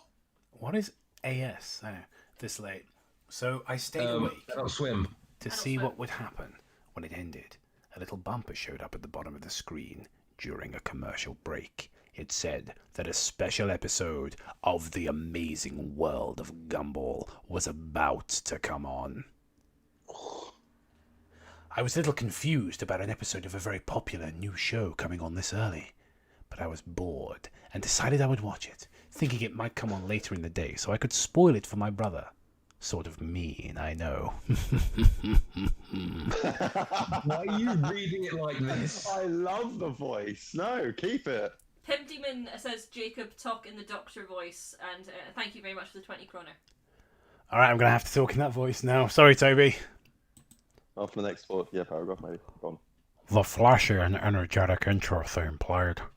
Although it was played a little differently than I recall, the music was a little different, and the show's logo wasn't animated. Its colours were done rather sloppily as well, almost like something a little kid would do on a doodle board or a glow board. I ignored it, assuming It sounds like you're doing the Doctor voice trying to be creepy at the same time. assuming that it was time for me to do my Halloween voice. Look, I'm scary now. Sorry, assuming Wes. that it was done just for the special episode. The title of the episode was The Grieving, a sort of sad title, but I didn't pay much attention. It began with Gumball, the show's 12-year-old protagonist, standing alone facing a corner of his dimly lit classroom. He looked absolutely miserable, a far cry from the cheerful demeanor he usually had. There was no one else in the room, not even his best friend and adopted brother Darwin the goldfish, and the windows in the room clearly showed the night sky outside. I was really starting to get confused. Why would he be at school at night, and why was he standing in the corner, all sad and alone? What? That's over. Yep. After about what seemed like a minute of Gumball standing somberly in the corner, the scene suddenly changed. We were in Gumball's house once again. The scene is silent and a little disquieting. Richard, Gumball's enormous rabbit father. What? What? Like, I'm sure that's a thing. I'm sure that's a thing in the show, but you can't just drop that on people. Like in your horror story, you can't just go Gumball's enormous rabbit father. Like, that's just way too fucking bizarre to just drop on me like that.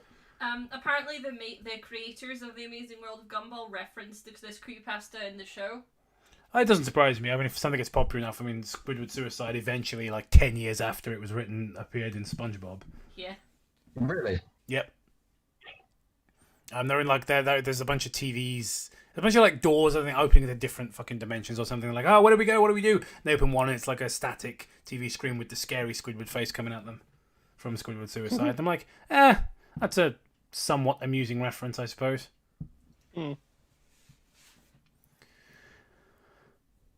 Enormous rabbit father walks in from the kitchen. It sounds weirdly, like when you say it like that, it sounds weirdly sexual. I know, I was thinking, yeah.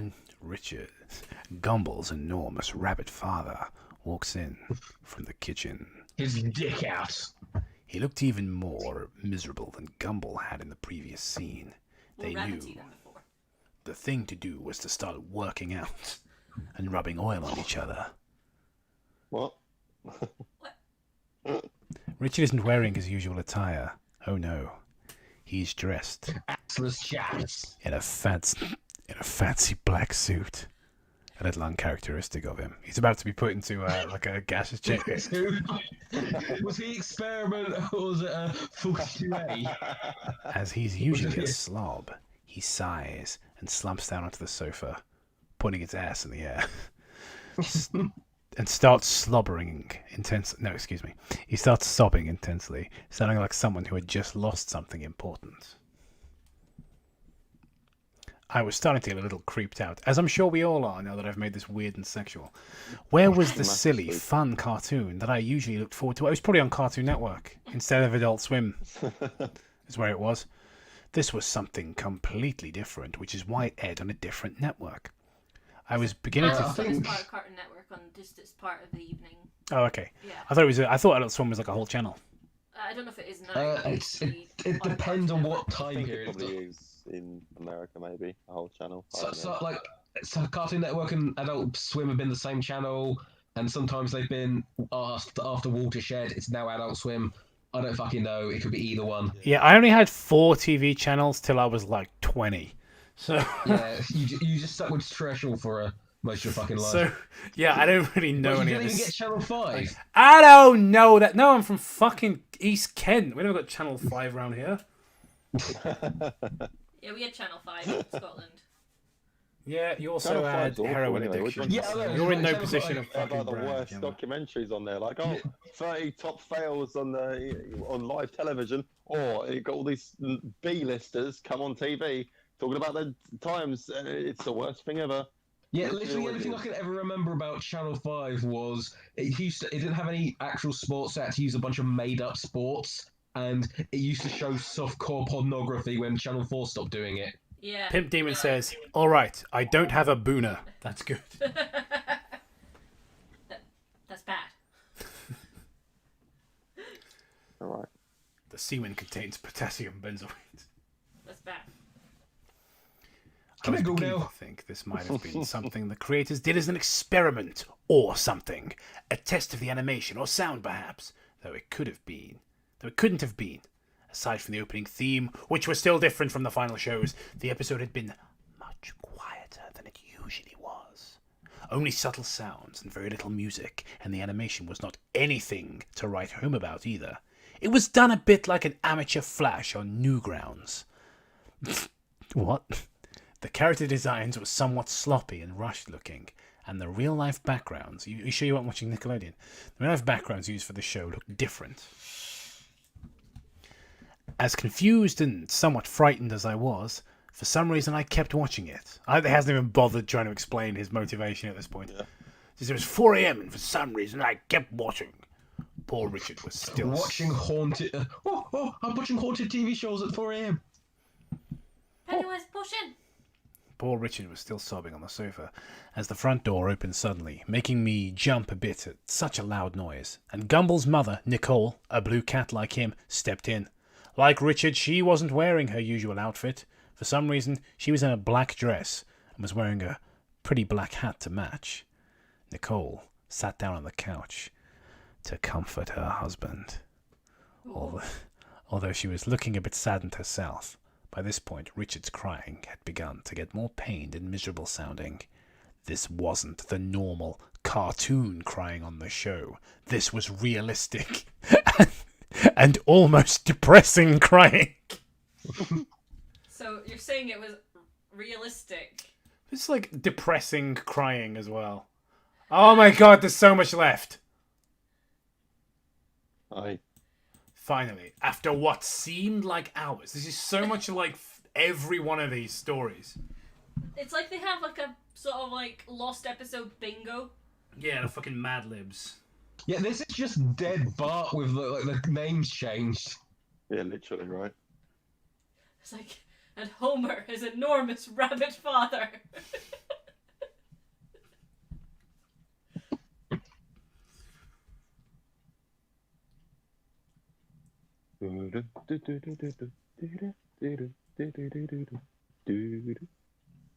Sorry.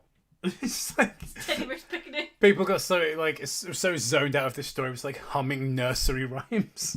Yeah, I was singing. I was doing. Tom's like, I'm so bored. When you go down to the woods today, for a big... Knowing Toby, he probably was doing trying to fucking do like Banjo slow Kazooie dancing in the Gruntilda's dark or lair. something, and he was just like, "How does that song go again?" That's not that song you guys are always singing. It's just like, do do do do.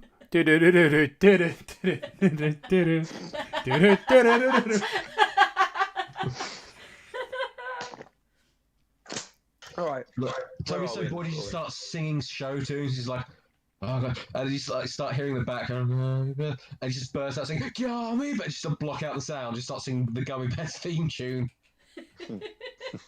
Wasn't they still in the Russian one? The silly bouncy bears. Oh, the Russian one has some great lines in it. Yeah. Obviously, the chorus wonderfully has Gummy Bears will amuse us with their funny jumps, and we will visit them in the magic of Gummyland. Pretty spectacular. But the best line in the Russian Gummy Bears opening is harmful ogres, no mercy to them. No That's a very way. Russian. No way. That's fucking incredible. They'll get killed by poison.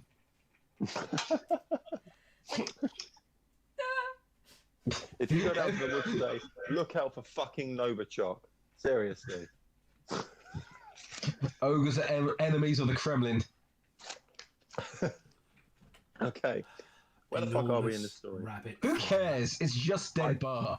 I'm just gonna read it anyway. God, where the fuck are we? I've completely forgotten. As I kept confused. watching it. Are we that far? I thought we had like. I was starting to get a little creeped out. There was this. Where was the silly fun cartoon that I usually look forward to watching with my younger brother? Oh, that was it. As the front door opens, poor Richard was still sobbing on the sofa as the front door opened suddenly, making me jump a bit at such a loud noise. And Gumball's mother, Nicole, a blue cat like him. Wait, where are you? We've read that. As confused and frightened as I was, for some reason I kept watching it. Is that where we were? Yeah. Fuck it, yeah. Yeah, just good there. Yeah. Oh yeah, someone. Yeah, fuck it. As the front door opens, suddenly make a jump. Blah, blah. Like Richard, she wasn't wearing her usual outfit. For some reason, she was in a black dress, a slender woman, perhaps, and was wearing a pretty black hat to match. Nicole sat down on the couch to comfort her husband, although she was looking a bit saddened herself. By this point, Richard's crying had begun to get more pained and miserable sounding.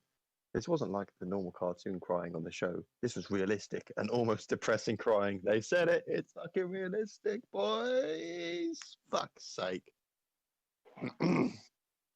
Finally, after what seemed like hours, the sad scene at their home ended.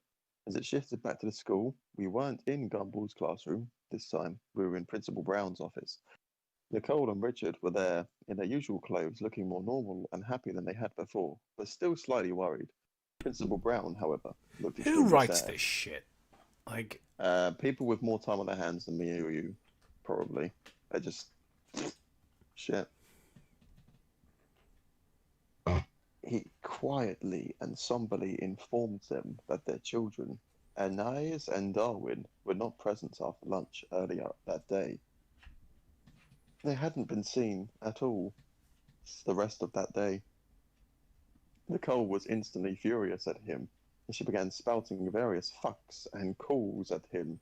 I don't think they would have made it on a more mature program like the regular show. I was laughing at this because it seemed sort of funny for Nicole to flip out in this manner and swearing like a sailor in a G-rated cartoon.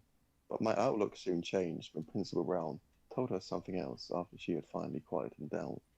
Can we His eyes change began to Principal tear Brown up as to he Red informed Brown? them. And they were 100%. eventually If found. only if there's a scene where Principal Brown is crying and like holding Gumball in his arms and telling him about Disneyland.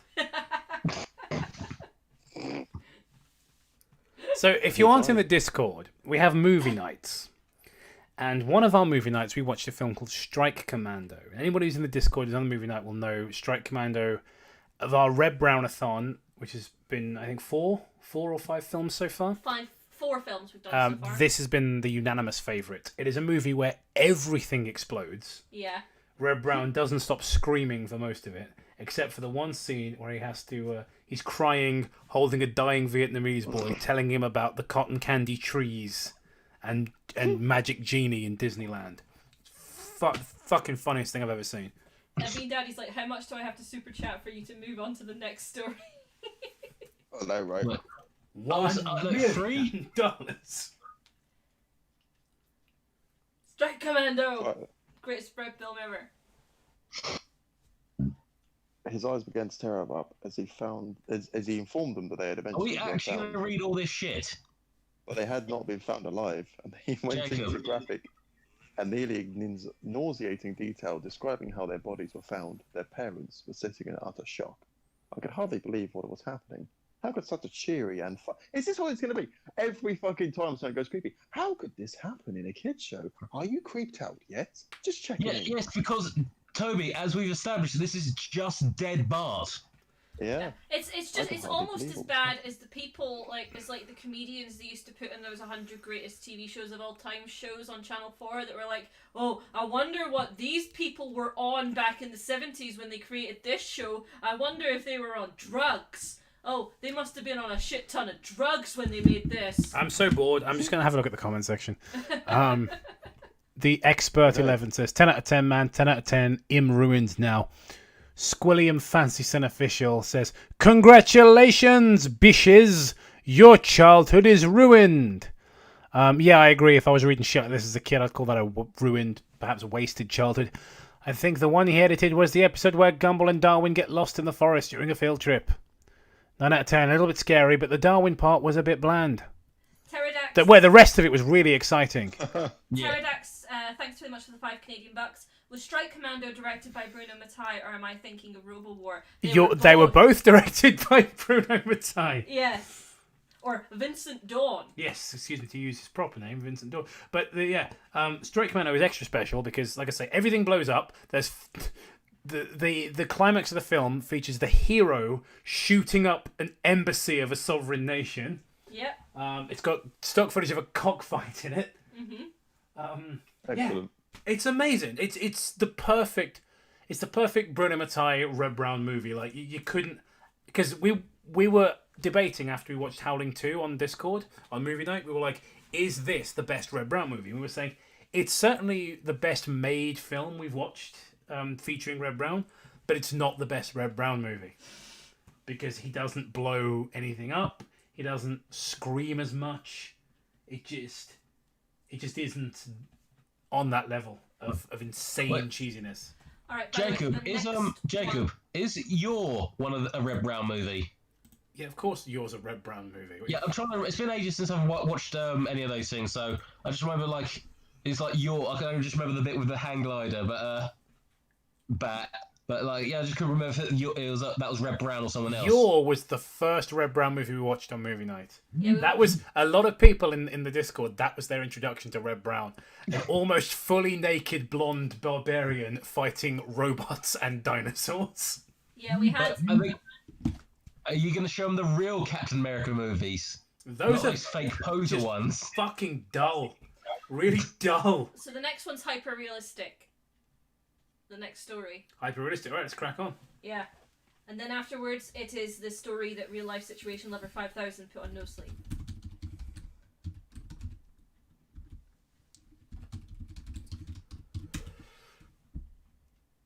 Surely they can't just call a fucking creepypasta hyper. Oh, this one's short. Because Put it in the chat.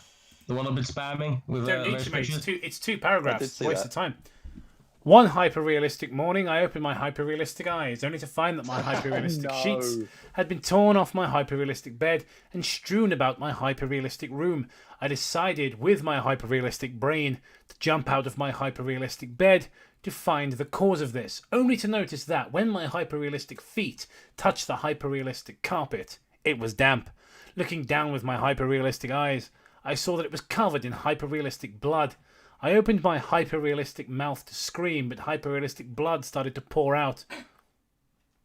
And my and my hyperrealistic eyes became filled with hyperrealistic blood tears.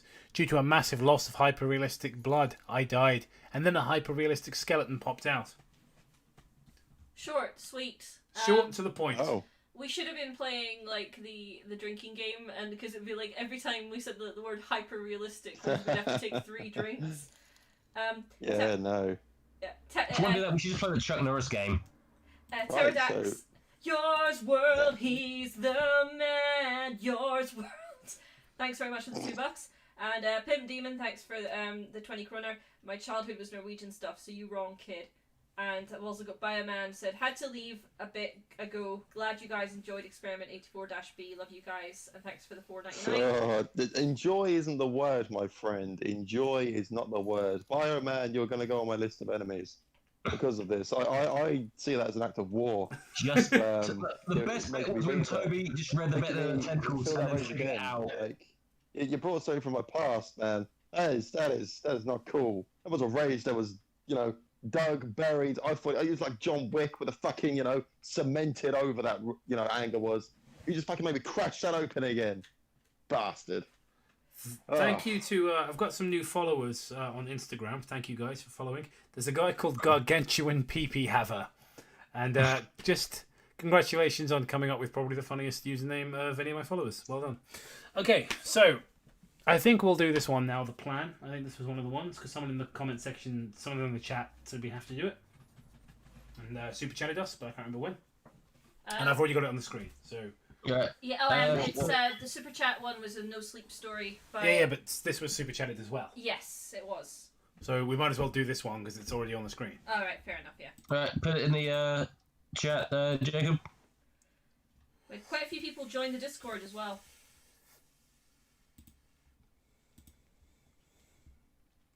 One moment.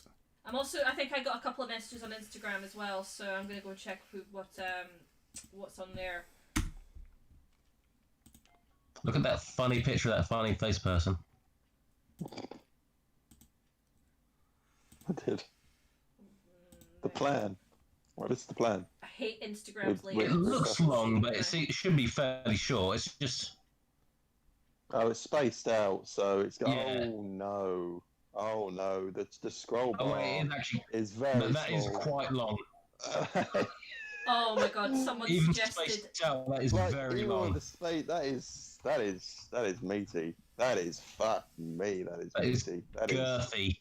That is like, whoa, that was a long scroll. Hang on, let's do one long scroll. 1, 2, it stopped. 3, 4, So I've got 3 5 here. long scrolls. Okay, well, let's... 6 long scrolls. 7 long scrolls. I'm just seeing how many 8. It's about 8 long scrolls if you like, just whiz it and wait for it to stop. So that's how long the story is.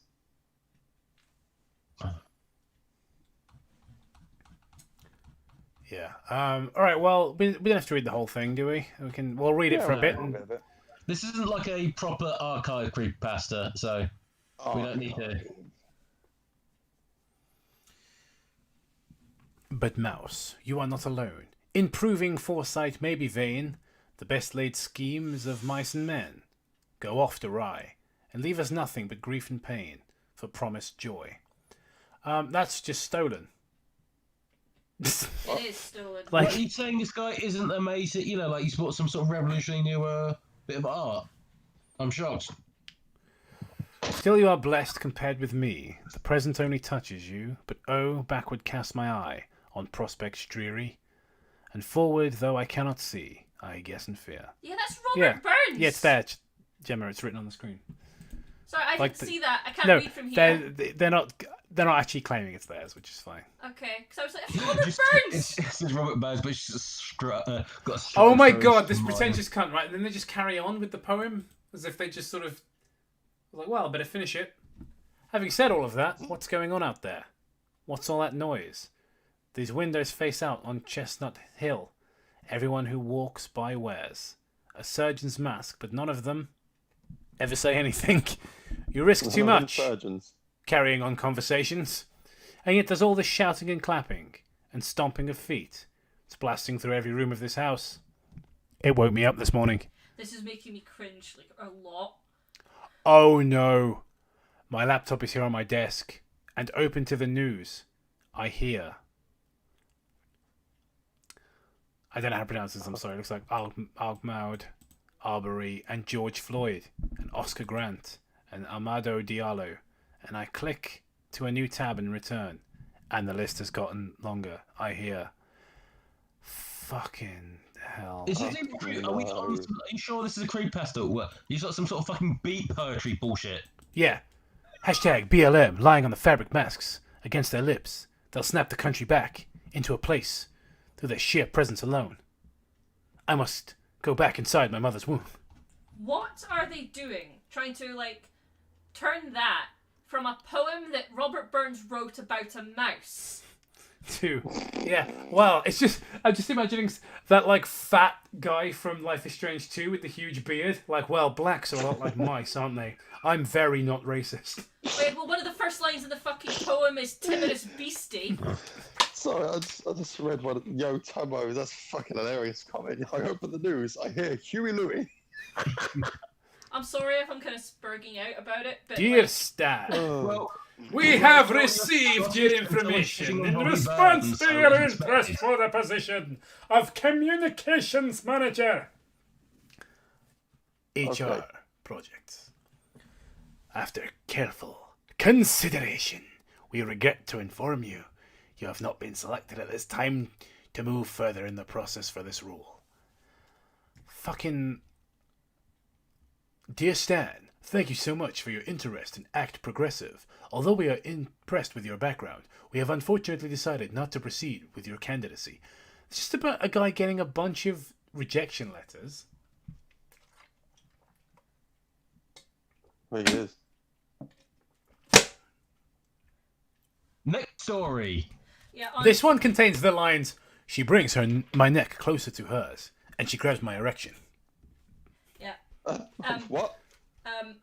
like, This is somebody who doesn't have a lot of sex, because there's like nothing. Yeah, there's no build up. It's just like she walks into the room and gets down on her knees, crouching. She unbuttons her blouse and frees her cleavage. Like no, that's not what that means. She hashtag men who crawls write women. onto the mattress and we kiss. She brings my neck closer to hers, and she grabs my erection. We do the sexing. She is happy. This reminds me of what's the fuck? My Immortal. Oh yeah. There's like, then we had sex. Then he put his PP into my you-know-what. So yeah, like, this really bothers I'm not me. a really sexual person. No shit. It's like, yeah, like, this really, really bothers me, because, like, I grew up in the same town as Robert Burns was born, and his history is a huge part of my childhood, so it's starting to make me cringe so hard right now. Can we stop? Freezes, like, then she freezes her cleavage. What? Okay, guys. So, just somebody told me the person who super chatted about this story said that the person's talk page was really cringy. Oh god. We're just, yeah. I'm gonna read it to make fun of it. Obviously, if you're the type, if you have a fandom account, I imagine most of you don't, but I'm sure it goes without saying, if you have a fandom account, don't go be a cunt to this person. You know, we're just having some fun. All right, user Nostalgia Critic Fan 123. Howdy there, and welcome to my humble abode. Oh. On the wiki, I'm Nostalgia Critic Fan 123, or Nostalgia for short. Average high school. Okay, they're in high school. I'm not going to make fun of them anymore, any further than that. But you know, you get the picture. It's pretty cringy. What's next? Imagine It if was it's Bob the thing on Chipman No fan Sleep. 123. Oh, by the way, Pip Demon says, "Alright, I'm going to bed. Night. Also call me Matt. Thanks for the 20 kroner. Also, bye Matt." Not and- Matt, the other Matt. And Ian McDonald, thanks for the $1.99. What is this wannabe Bukowski bullshit? So yeah, I'll get the name of the thing up. Hold on. Kill me. Some guy who's called himself Spicy Adelaide and has a picture of Tingle. There's so many fucking weirdos who started following me because of this stream.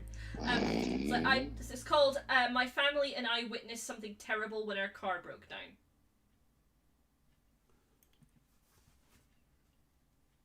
So yeah, since like I mentioned, since like 10 minutes ago, whenever it was, there's like 6 new people start following. This is nice. This is a pleasant feeling.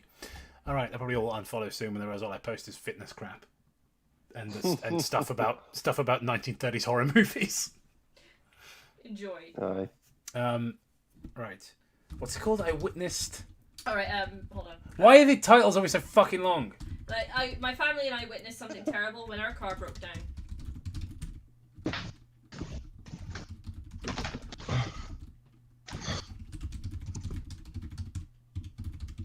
No, I want YouTube, not the fucking Play Store.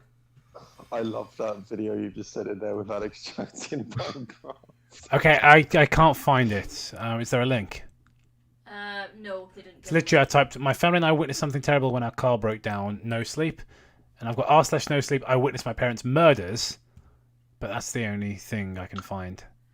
Alright, if you could DM us a link. Yeah. The next one. Oh, thank you, Tomo-E, I don't know who you are. Thanks for subscribing anyway. Appreciate it. What is it? Tomo-E. Legend. So the next one is It Came from the Stars. It came from the pool. Yo, Tomo-E. Yeah, Toby, the thing of the COVID movie. It's called Songbird. If anyone wants to watch it and then be like, Songbird. Yeah. Can't fucking wait to not watch that. And the songbird keeps singing, ladies and gentlemen. Okay, I'm gonna grab. I've managed to find It Came from the Stars. So I'm gonna post the link in the chat. Our chat, not the chat for everybody else, because screw them. They can read it themselves, but they gotta look it up. All right. So I've been a fan for years. It's weird that I wasn't subscribed already. Maybe you had subscribed and then unsubscribed, because some people, because it happens sometimes to people, that you randomly unsubscribe from channels you're part of. Harrison just texted me saying, "That's right, Jacob. You only post about fitness, dick, and your dad."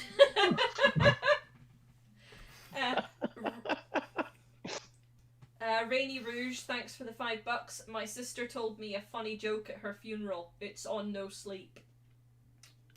What is it? No, that's the name of the story, isn't it? All right.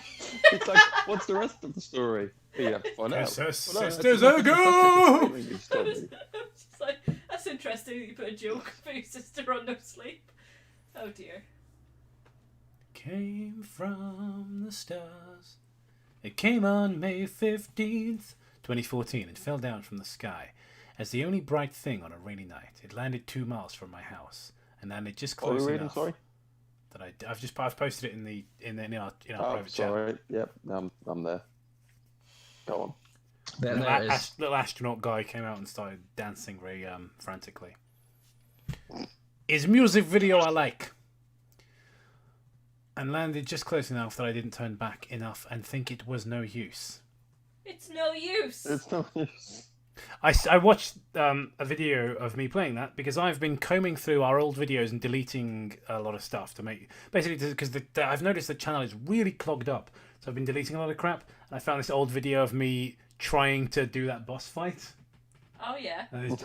You just hear me like, getting like rammed into a corner constantly, isn't it? Yeah. I'm just getting angry. It's like, this isn't fun. Why would you ever design a game like this? And why would you release this? Sonic Team. We make games, I think. It landed 2 miles from my house. Okay. Not just far enough that nobody would come all the way with me so I could prove it to them. It ripped a hole in the clouds and tore apart the atmosphere and rewrote the rules of the game we call life in its own sick, twisted handwriting. Oh, God, who writes like this? It told us it could be trusted and only revealed its true self to the ones of us who nobody believes. Who never... It's just like, what are you spraying me with? Rum, so no one will believe your story. What the fuck? Matt, why have you just sent me Sonic Hedgehog protein erectile dysfunction? What do those words Let's mean? open this up. So yeah, Matt's sent this bizarre Photoshop of me with the title Sonic Hedgehog Protein Erectile Dysfunction. Before we continue the story, Matt, do you want to explain Sonic Protein Erectile Dysfunction? Okay? Right, so apparently, I just heard this recently, but apparently a while ago, a bunch of people decided to name a protein Sonic Hedgehog. Because why wouldn't you? And apparently, a lack of Sonic Hedgehog protein can cause erectile dysfunction. So, if you don't have Sonic the Hedgehog in your dick, you won't get a boner. What? Sonic the Hedgehog causes erections. What? Scientifically proven. Oh, Okay, Jesus there you go. Christ. I thought it was the bat that caused erections. Vince, Only if you're a furry. thanks for the $5. I sent my suggestion through Discord. Sorry for coming in so late. No worries. Thank you, my good fellow. My dear chum. My good man. It's 12. Thank you for that. Oh, love you, dude. Mine. Okay, so. Mein Kampf. Toby. We're never going to get past this. Who never cried. We're warmth, never going to get past this. but we're just not good enough. It ripped a gaping gash in the minds of each and every one of us until it could recreate that tear in our physical selves and wipe every thinking thing off the face of the world. Everything but me. Reb fucking Brown. Floor's world. Or Duke Nukem. Fuck it. Right, no, so, Jacob, you know you did that versus thing a while ago. Yeah. The next time you do one, Red Brown needs to be in one of the brackets. Red Brown, we just win though. That's the problem. Yeah, can't but have what if it's characters that are Red too Brown overpowered. versus Rocket Fist Rick? That's what we learned. Yeah. Well, we discovered doing the movie nights that like everyone in the voice chat agreed that if there's ever a Stones to Abigail movie, the only actor capable of playing Rocket Fist Rick is Red Brown. These Russian dentists make pretty good dentures. And he did play Captain America. They got tons of popcorn there. And all you have to do is go climb the tree. Go eat it. Yeah. There's a genie. So it's like there's cotton candy and chocolate milk. And there's a genie. A magic genie. And he just can't wait to grant your wishes. Jacoda! Oh, bless his little heart. He's trying to act so hard. I know. It's just amazing. Like I love watching Red Brown act. Like any director that's like who's like, fuck it, let's Red Brown's a movie star, right? Let's have him act. It's incredible. I love those. Watch the next, by the way, guys. If you're not in the Discord and you want to be and you want to join for movie night, the next film we're watching is Cage, which is Red Brown and Lou Ferrigno doing cage fighting. Lou Ferrigno plays a guy who's suffered brain damage in Vietnam, and it's his acting is exactly how you would think it would And be. we lost Toby. And sorry, the geckos are being cute, and we've lost Gemma for a moment. Gustavo! But yes, and there's a great scene where one of the characters dies, and Red Brown and Lou Ferrigno cry next to a weight bench. It's pretty fucking great, to be honest. So really looking forward to that one next. And now I live in fear, hiding every time. Oh, it's not Red Brown. Hiding every time I hear the roar of a plane or the engine of a car, because I can't trust the signs that used to designate humanity and animals and warmth and trust and welcome and safety, because none of those exist anymore, because all there is me and this shell of a world I live in, and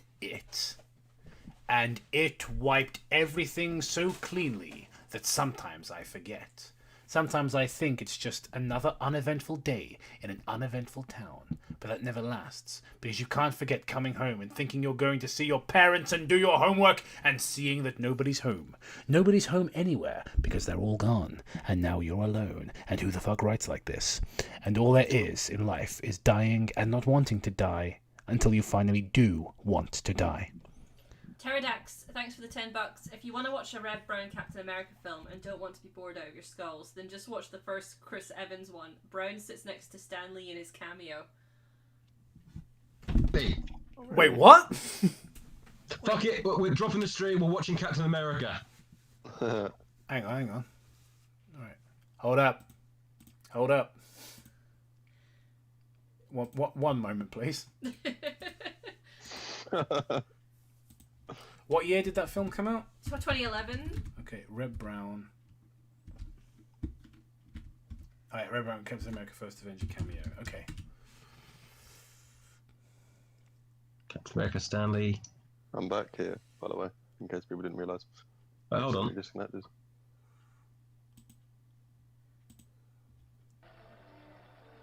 Wait, holy shit, I think that is Red Brown. Alright. Let's see. Hold on, I've got the clip on. Yeah, I'm looking Copy. at it now. Well, I'm quite familiar with how Red Brown looks as an face older looks. man, because I've seen a lot of interviews and stuff. So, No, that's not Red Brown. that is not Red Brown. Are you sure? It is definitely not Red Brown. Red Brown still has blonde hair. Oh, there you go. Also, that guy doesn't... Red Brown's fucking huge. Yeah. Red Brown's a tank. He might have a cameo, but that's not it. Ray J27, thanks very much for the $1.99. Did you see the new Sia movie? No. Oh, I've heard about the controversy about it, but I haven't actually seen it. The What is what it? movie? I'm assuming it's Sia the singer, right? Yeah, basically, she made a movie about an autistic girl whose name is Music. No, I didn't make that up. And a bunch So her name was what? Music, and a bunch of angry people with neon hair have decried her for not hiring a real autistic person. But then Sia didn't exactly make it better for herself, because a bunch of autistic people were like, I would have been happy to do this movie. And Sia's response was, yeah, maybe you're just not a good actress. Oh. Like, she was tweeting shit like Wow. that to people. I'm like, maybe you're a cunt, actually. Yeah. Mm. I was like, maybe you're an utter bitch. Perhaps that's a thought. There's plenty of actors who do have autism, like one very famous one, Paddy Considine. But obviously he's not like a young teenage girl, but I love Paddy Considine. he's great. I saw him in another movie that Sam likes the other day. God, what was it called now? Jesus, it's going to take me a while. But I keep watching films with Benedict Wong in it. Fuck me, he's a great actor, isn't he? Yes. He's good. Really good. What's the film? What was it? Grow Your Own. Don't know if you've seen that BBC film. Quite a good one, actually. I saw him in a Just good about episode of Black gardening. Mirror, I think. Yeah, it's got Benedict Wong. He plays great character in it, to be honest. Anyway, Jacob, you're exactly right. I'm looking at pictures of Red Brown as he is now, and he's still massive. Yeah, he's absolutely huge. Like, he's fucking jacked, and he's like, what? He's like 50 or something? No, he's older than isn't he 72? 72, yeah. Yeah. Apparently he's born in 1973, so... No, he was born in 1948. What was it? Yeah. What am I looking at? Oh, yeah, 1948, yeah. Christ. Yeah, 1973, I mean, 1979... He was making movies by then. Yeah, 1979 Oh, that's what- he yeah. was in Captain America. Look at Gustavo. I know, he's precious. He's bright yellow like a Simpson. Yeah. Don't worry, Spike, I'll take you out as well. Cage, Street Hunter, Cage 2. Page. What? Don't let Spike see Gustav, he'll fucking flip. I know. I've finally seen the original Street Fighter film in its entirety the other day. Oh, My shit. really? God, what a movie. What a movie. So awful, isn't it? But it's It great. is. It's so awful, but it's really good. It's like the best, worst movie. It really I is. see these streets and I hear voices. Not the voice that's always in my head saying, don't mess up, don't mess up. Your life's on the line, worthless and inevitably ending as it is. Or the other voice, the one that came in the night, it came from the stars. The voice came on May 15th, 2014. The voice that I think is it, but I don't know because it feels like it's me, but the voice of a world. Oh, you really need the fucking pasta. Sorry, I was wondering what you're talking about. I No, ask that's- again it's because really- I've asked this it came question from many the stars. times tonight, but I ask again. Who the fuck writes like this? No. The voice of a people. A voice that starts as a laugh, mixed with a lull, mixed with a sob, and then turns to a rumble, and then to a roar, then crescendos until it's a scream of joy and courage and new life when it becomes a new scream, a different kind of scream. I hate this. This is so pretentious. The scream you hear in the dead of night and makes you wake up and grab your gun. The scream that is the last thing a dying soldier hears and doesn't know is coming out of his mouth. The scream of the wrong... Jacob, remember whatever the fuck the second thing we read was, and we like basically blur that out. I'm doing the same thing now. I'm like, you're saying words and I'm not listening. I'm just replaying scenes from like your Hunter of the Future in my head. The dreams in which I'm dying are the best I've ever had. Mad world. It makes you want to cry, but I don't, because crying is just a signal. It doesn't change anything. It just tells anyone else that I need comfort. But now that there's not anyone else, there's no need to cry. No need for even emotions. And I know what I need. The only way I'm going to survive is if I jettison my emotions. But I don't want to do that, because I don't want to become a marching soldier. An assembly line robot. Please don't upload your first drafts. Like, it's annoying. Who only does what it needs to survive. Who doesn't feel, doesn't think, just marches on making the cars and fighting the wars for the game maker it doesn't even know. What are you babbling about? I don't. You know that thing when you're in like an English class and the Ponzi teachers like just write whatever you feel like, and then they say, express yourself, and then afterwards you hand it in and say, this is really good. They're just saying that. You don't need to upload it to the internet to show everyone. Sure. You don't.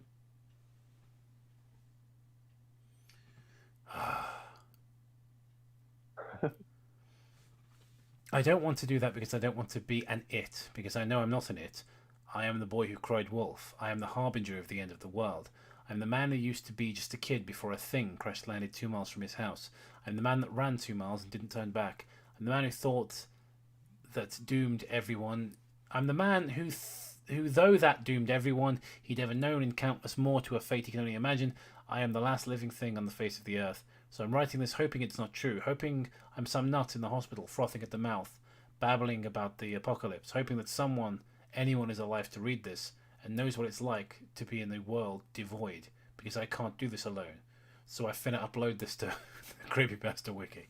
Yeah. So entertain my dream, my hopeless fantasy that there's something else up there that breathes, someone that still knows what it's like to smile and taste and scream and make small talk and love someone else and hate someone else and yell and cry and feel, just knowing something is out there that can feel is enough for me. Please, you're all I have. Then end. End. Well, that was, what happened again? What it's not even worth discussing. Can we just move on to something else? Anything else?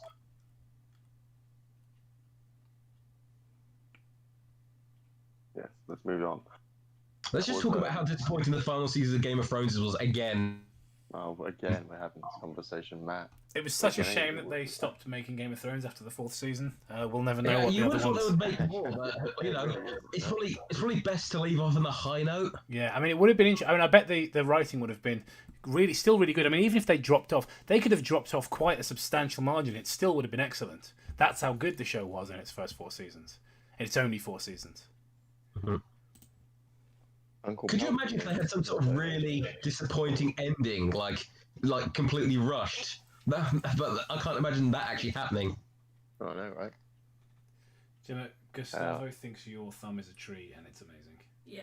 I'm not a man, I'm a dude. I am so rude. Uncle Palpy says, I'm not a man, I'm a dude. I am so rude. I am a gamer with a bad attitude. It's a pretty bad situation when you find yourself wishing you're watching Game Dude videos. Do you remember the Game Dude film thing I showed you? That was bizarre. Game Dude was in a film a few years back. What the fuck? No, he wasn't. Was Game Dude the one who fled to Mexico? Yeah, he's in like Canada now. Yep. Because he was in like a student film. It was just like a small part, but he was Pink Underwear Guy. Yeah. Oh. A very different version of Pink Guy. Like the cheap knockoff. Somehow you get from fucking even more retarded than Pink Guy. The bolts. Hey, Why well, did he flee the country again? He left the country because he was because of stalking allegations. He'd been taken to court for stalking. Oh. Are you spraying your lizard? Yes, I am spraying Spike. hear that. They're literally they're spraying their pets. That's not a euphemism for something.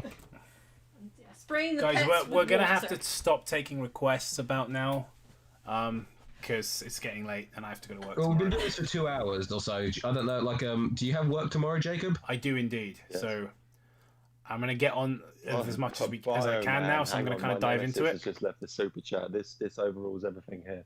BioWare, thank you for the $4.99. Toby has declared me to be an enemy. I accept that challenge. I was just more stories specifically for Toby. Well, Well, I think you were already cutting quite deep when you called him BioWare. Pterodax also super Uh-oh. chatted. JFK, nothing bad. Creepypasta happens to I the relished the Kennedys. challenge. A while back. I relished that challenge. You and the 175 other people watching. My family and I Reload. witnessed something terrible when our car broke down. I had previously spent the weekend at my uncle's house and was in the car with my parents heading home.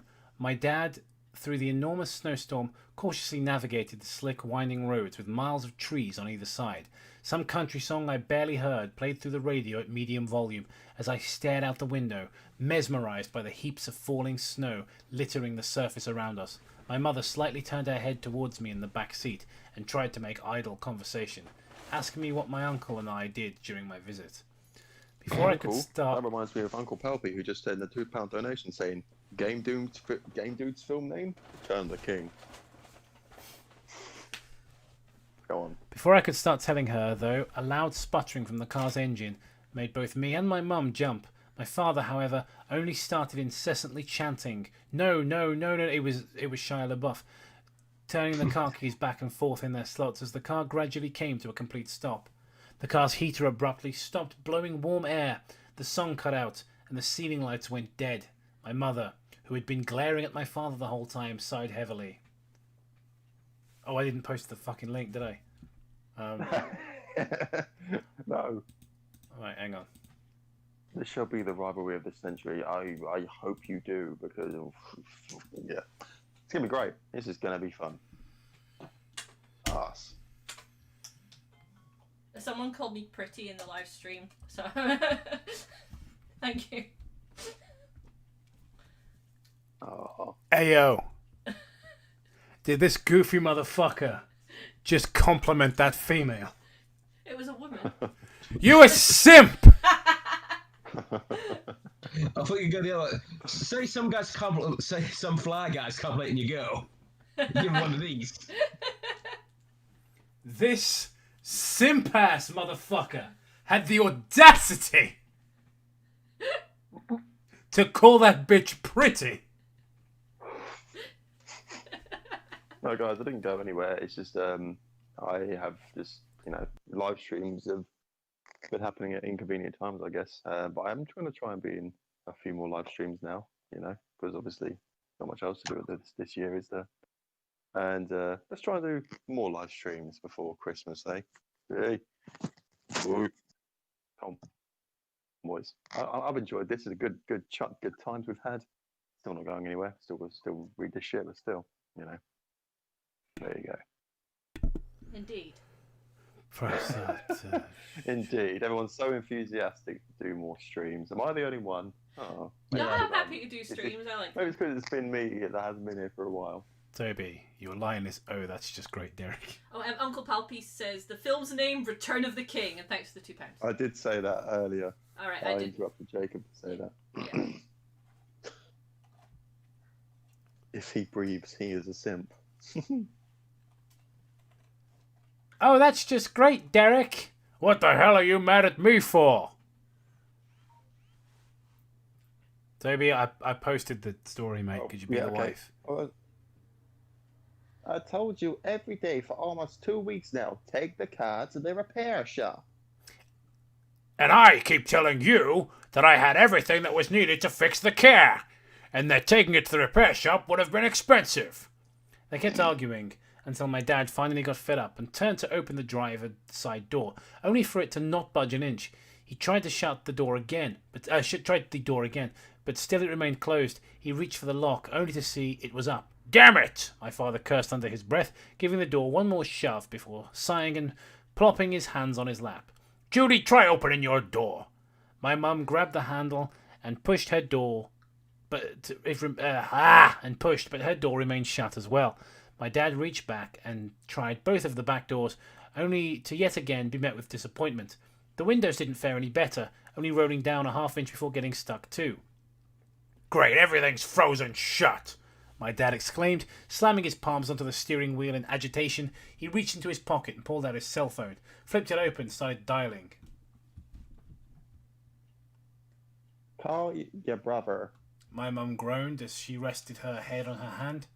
"What the hell do you think I'm doing?" my dad snapped back, earning him a glare from my mum before she faded away with him. This is where the dad's just slowly morphing into Wilford Brimley. It's just like getting angry because he hasn't had his insulin and he's just... Diabetes. That's now been around long enough to be funny again, I think. Yeah, It's come back around. it has. As my dad talked to my uncle and told him the situation, I turned around and looked out the back window. That's when I caught a glimpse of a figure out in the opening of the forest on the left side of the road. No, not again. Please, not again. It appeared Not again. to be quite tall. No. Please, not again. I'm all slender now. No, every tall person is a Slender Man. If you looked in the mirror and you saw Slender Man, then Oh, It could just be the you, car Toby. breaking down. Why? Yeah, what if it's Why a does there story have to about be a you? tall person? Right, okay, no, I'm over what it. if it's like just a you tall with person. like a friendly Toby Mitchell just out in the wild with a carjack to help them? It's just Stories from Behind the Mask. Thank you very much for the $5. Read Lil Wayne's secret.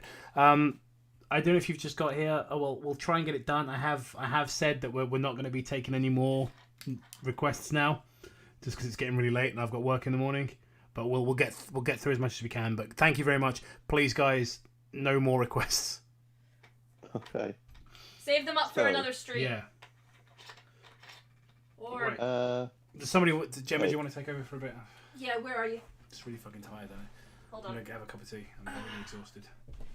No worries. I'm gonna move. Watch it. It's gonna move. Gonna say the N word. Right. I'm now in Cobb's seat. it could just be a tall person in the woods. Right, I'm over it. Thank you, It could Bioman just be 12. me. He says the double whammy, all in caps. Nice. All right, where were we? I love that. I love people. What's going through your mind, dude? Just oh, it's Bioman. That's why. Right. Okay. All questions answered. I just had to look at who donated. Always go for the man who just donated a double wham to me or to us. The figure had the physique of a very well-built man and looked as though he had antlers. Wow. No. Slender Man doesn't have antlers. Stop being a bitch, you Yes, bitch. but antlers could also be. Oh, what? Yeah, like you can just put his hands up in the air. His wiggly fingers. No. Yeah. Like it's gonna be. he was wearing the head of a deer or a moose. Okay. Mm-hmm. What else he was wearing, I couldn't tell because it was extremely dark and even more snow was falling down by this point. The figure wasn't looking at me or in the direction of the car, but instead ahead of himself. He stood there for a minute more, before turning round and receding into the trees. Oh, he had a face. Thank fuck. It might not be Slenderman. Good. A few moments later, another figure sprinted out of the opposite no. side of the road. He looked like a normal person from what I could tell, no deer But he head didn't or have a anything. face. He was bundled in a large coat and wore a beanie that covered his ears. Toby? Uh-huh. Is this you? Oh, that could be me. I watched as he ran towards where the man with the antlers stood moments ago. He looked behind himself and slipped on the ice-covered asphalt, but got back on his feet without wasting a single second and headed into the forest. The storm was too loud for me to hear anything else, but I knew that man was in a panic. Once he was out of sight, I turned back around in my seat and slumped back, thinking about what had just happened. My dad had already ended the call with my uncle by then. and he told us that he would arrive within an hour, so we all just sat there, completely silent. I was getting a bit tired, as it was nearly 10, but the thought of what I'd seen moments earlier kept my eyes open. So for the next few minutes, I stared outside and watched the snowstorm continue, the occasional driver passing us by. It was around 10:30 or so when my dad pointed out a faint glow coming from the forest. My mother and I followed his gaze to the left side of the road, where there was indeed a yellowish-orange glow illuminating the snow-covered trees. It's piss.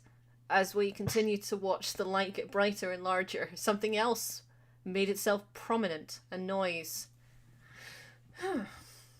Alright. I'll bite. Like the glow, the noise started out very faint, but became clearer as it got closer. The sound got louder and louder, and it echoed through the air, and then it became all too clear what the sound was. Someone screaming for help. But just as that had occurred to us, something stepped out from the trees, and to our horror, we saw the source of the light. I'll never forget my mum's ear-shattering scream as a flame-engulfed man tore towards our car and flung himself onto the hood. Right? Okay. He rapped at the window, shouting incoherently before slipping off the car and onto the ground. My dad once again pulled out his phone and called my uncle. Quickly lifting the phone to his ear, he shouted, "Cope?" Hurry the fuck Has up. he just gone to bed? No, he's went to go get a cup of tea. Yeah, likely story. I can hear him in the kitchen. He's sleeping in the kitchen. No, he's not. He's sleeping on top of the coffee Why maker. not? He's so tired he can't make it up the stairs. Oof. I'll read the chat for a I'll just minute. do Dad's voice. Pretentious furry. Oh dear. I was like, hurry the fuck up! Mm. Is that right? Yeah, that's a voice. I could hear my uncle shouting back at him, asking him what the problem was, but my dad cut him off. Never mind. Well, like that sounded like someone who was whose voice broke. Never mind. No, yeah, this is not working for me. I'll just do it. Never mind. Don't come. Don't come. He said before hanging up the phone. My mum was still screaming and wailing, and my dad was going, "Shut up, woman!" My dad was panicking, mumbling obscenities under his breath, with what had just happened in both of my parents. With what had just happened and both of my parents, the only ones in the situation who could protect me losing their shit. Way too many commas here. I started bawling, until there was the sound of glass breaking, and I looked to see the same deer-headed man as before, reaching inside the car and grabbing at my dad. Okay. Alright. I'm waiting for the punchline. My mum screamed louder than ever as another tall silhouette, also wearing the head of a forest animal. What? Jacob came in at the right time. This is what happens when you leave a room, Jacob. Broke the passenger side window. Suddenly, she opened the glove compartment, reached inside, and pulled out my Gonna dad's... wreck this fucker's right, 'cause I got a bad habit. Pulled out my dad's ASP pistol. She fired at the figure on her side and wounded his shoulder. She turned her aim towards the other one, who by now was already fleeing from the car, and barely missed. The flash of the gun made my father flinch and cover his face with his arms. We watched as the second man hobbled back into the forest as well, clutching his shoulder. Can you remove that from the screen, please? That Yes. thing that has my fucking email address on it. Yeah, I didn't see it come up. No. Right. I leave the room for 10 minutes and you just dox me. Doxing you, yeah. It was already there the whole time, Cobe. Sure, I didn't know it was sure. there. I've done something about it. Also, Jacob, this is what you get for leaving the room. I just want a cup of tea. Alright. My You mum's send the head... woman to go get a cup of tea. My mum's head fell into my dad's shoulder and she began weeping. A few minutes later, my uncle's car stopped right behind us. My dad immediately scrambled outside and towards my uncle, who had also left his car and approached my shaking father, asking what the hell had happened. I could see him gesturing towards the still flaming cadaver, but my dad just walked over to the passenger side of the car and got in. I heard my door opening and looked over to see my mother unbuckling my seatbelt. She grabbed me and carried me over to the car behind us, where we both sat in the back, still crying and shaking like leaves. Alright, well, we're almost done. My uncle continued to pry, asking my dad what was going on, but my dad simply told him to go to the police department. I had cried myself to sleep during the ride there, and when I awoke we were back at my uncle's, where we remained for the next few days until the investigation was finished. When we finally returned home, we started looking for a new place to live, somewhere as far from that area as possible. Life as we knew it turned a complete 180. I wouldn't be able to catch much sleep, and I would hear my mother crying at the early hours in the morning, my dad trying to calm her down. I didn't say a word when out in public, school or otherwise. My dad became the sole provider for the family, as my mum would barely ever leave her room. It's been this way for almost 5 years now, and I'm turning 15 in 2 months. Yet no matter how old I get, the memory of what happened that night will never leave. The end. I don't want to read the comments because it's no sleep, and they all have to believe that the story happened. Like the one at the top. Damn, OP, that really sounds creepy as shit. Hope your mother regains her senses. Can you stop reading the comments? Yeah, that's why that's all I'm gonna do. Okay, but as a story, yeah, not bad. It's not terrible. But I mean, yeah, it's like, you know, it's not like, especially because the shit that we've not only usually just read now, it isn't the exact same story of fucking angsty teen and the Slenderman didn't show up. So I would say probably top 10 creepypastas I've read of all time, and it's on Reddit. Yeah. You know, I'm going to say that I'm so glad that there wasn't a Slenderman story. Oh, I'm great. I'm related, actually. I kind of wanted to double whammy, though, considering we read another surprise Slenderman story. Yeah. Not horrible. Not a horrible story. There you go. I said it. Yeah, it was fine. Seems to me that it committed the worst kind of crime a story like this can commit, though, which is that it was dull. Yeah. Like, the only thing I would say, it was kind of I kind of had a vibe of a Wendigo vibe. The vibe of a Wendy's. Yeah, that was it. And, I would say probably the best story we read all evening. Yeah, so this is a Wendy's. Can we get to another one, please? Yes. Very tight. Yes. Okay, don't fucking search stuff. Yeah. I'll do it. You do it. People are going to steal my super porn. I see. It's not just regular porn. Is it in Jacob's big old folder of porn that you used to have in your laptop in college? Oh, yeah. I had a folder on my laptop.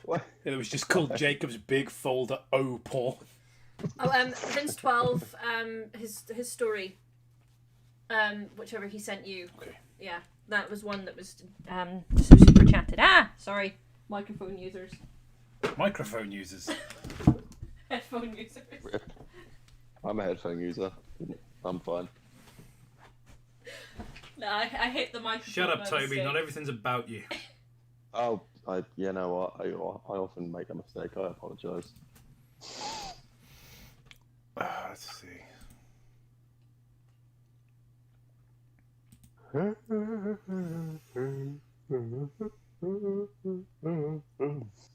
Yeah. Sorry, I was just thinking, is the guy next to because I'm looking at the picture because I'm on Discord, is the guy next to Stan Lee in Captain America, is he the guy from the 90s Captain America? Maybe. Because he doesn't look old enough to be Red Brown, does he? No. He looks probably like in his late 50s. Yeah. I will get to the bottom of why people think that's Red Brown. The Plague Artist is the next one. Oh, God. Oh, it's on Creepypasta.com as well. Sorry, no. This is Jeremy on 2020. Oh, no. This fucking website. Here we go.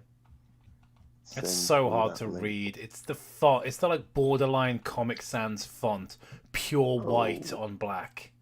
Oh yeah. Vince 12's just upset that this was made by an upgraded version of him. It says credit to Vince 18.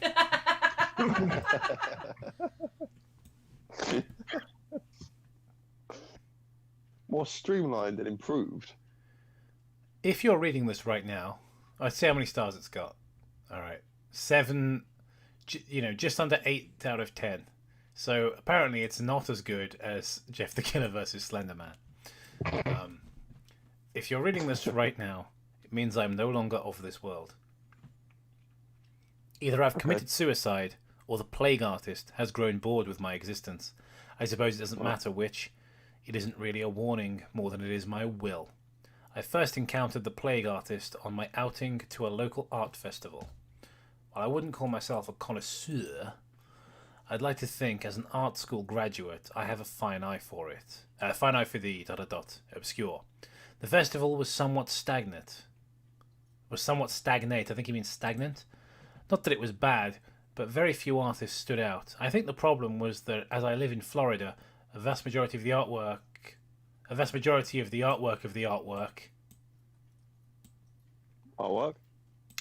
consisted of animal and landscapes. But I digress.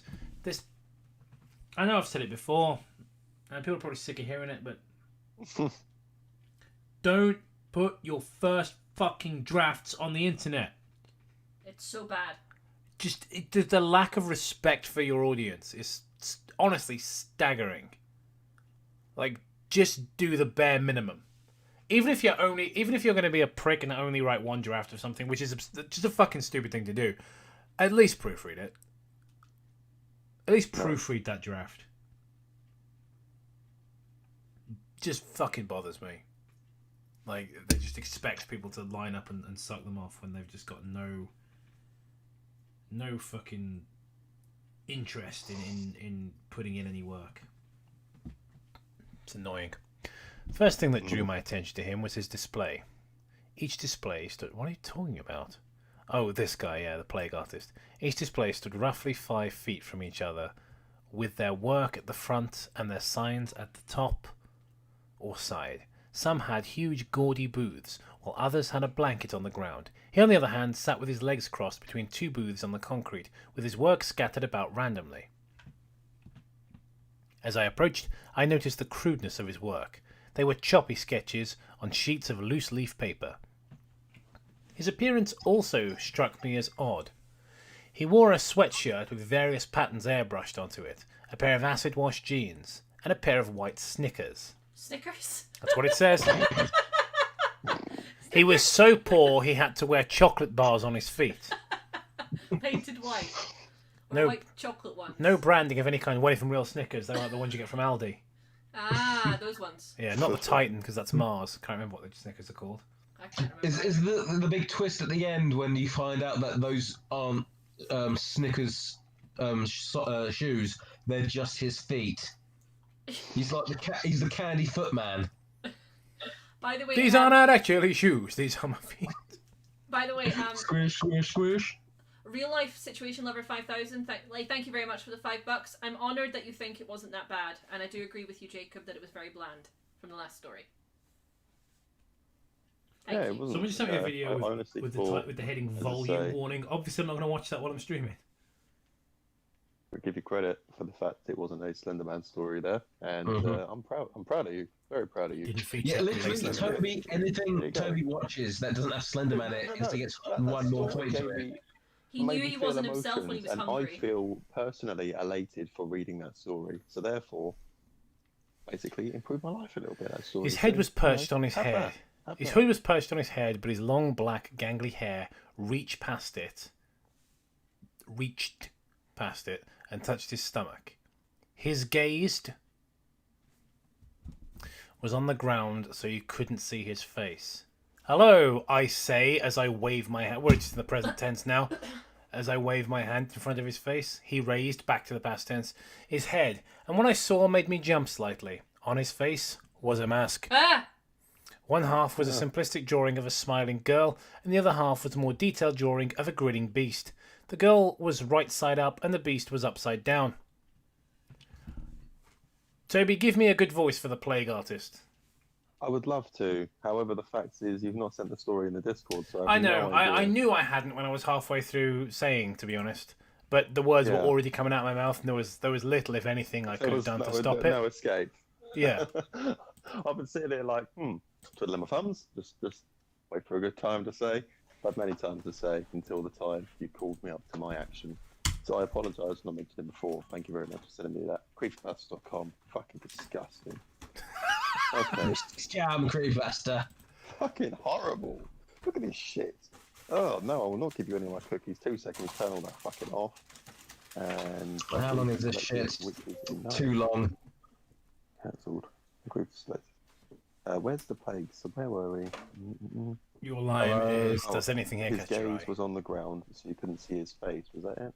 No, the next paragraph. So you're on, does anything here catch your eye? Oh, okay. And that piece was upside down. Does anything here catch your eye? He asked, tilting his head slightly. Now, I've been referring to the plague artist as a he, but in truth, I've only been doing it so for the sake of convenience. Even now, I'm still not sure which gender he, she, it is. Absolutely nothing about his build or voice alluded to either. He, to which I'll refer to him at this point, on... Ow. You okay? Yeah, I just like smacked my elbow off of the hard bit of the chair. No. But you're alright, yeah. No. Yeah. Oh, have you got that static feeling in your fucking arm now? I hate that. Yeah, like a funny bone hit. Yeah. I hate that TV static feeling. Oof. Was very thin. His clothing his clothing practically draping over him, and his voice sounded like it could belong to either a man or a woman. Many things, actually, I say, still gazing at his bizarre apparel. Hey, we're back in the present tense. Hey, anything pertaining to what's on display? Do you know this is actually Vince 12, by the way? Is it? Yeah. Rip. I looked down at the scattered sheets of loose leaf. His artwork consisted of rough sketches of people and landscapes. When I say rough, that's me being kind. It looked as though he scratches a pencil across the paper until shapes formed. Still, I couldn't help be curious to why he thought this was good enough to bring to an art festival. I'm curious. The style of yours, is it bred by choice of limitation? I feel like you meant to say all limitation. Vince, mate, fucking proofread your shit. Why in God's name would you stick something that's clearly not ready up on the internet? Jeez, what were they thinking? You guys just don't understand my epic vision. I meant no harm in my words, but there wasn't really any way I could phrase the question in a way that wouldn't come off as offensive. I assumed I had angered him when he just stared at me for a few seconds before laughing. Can we get, like, someone to do a Larry Bundy Jr. voice for the character?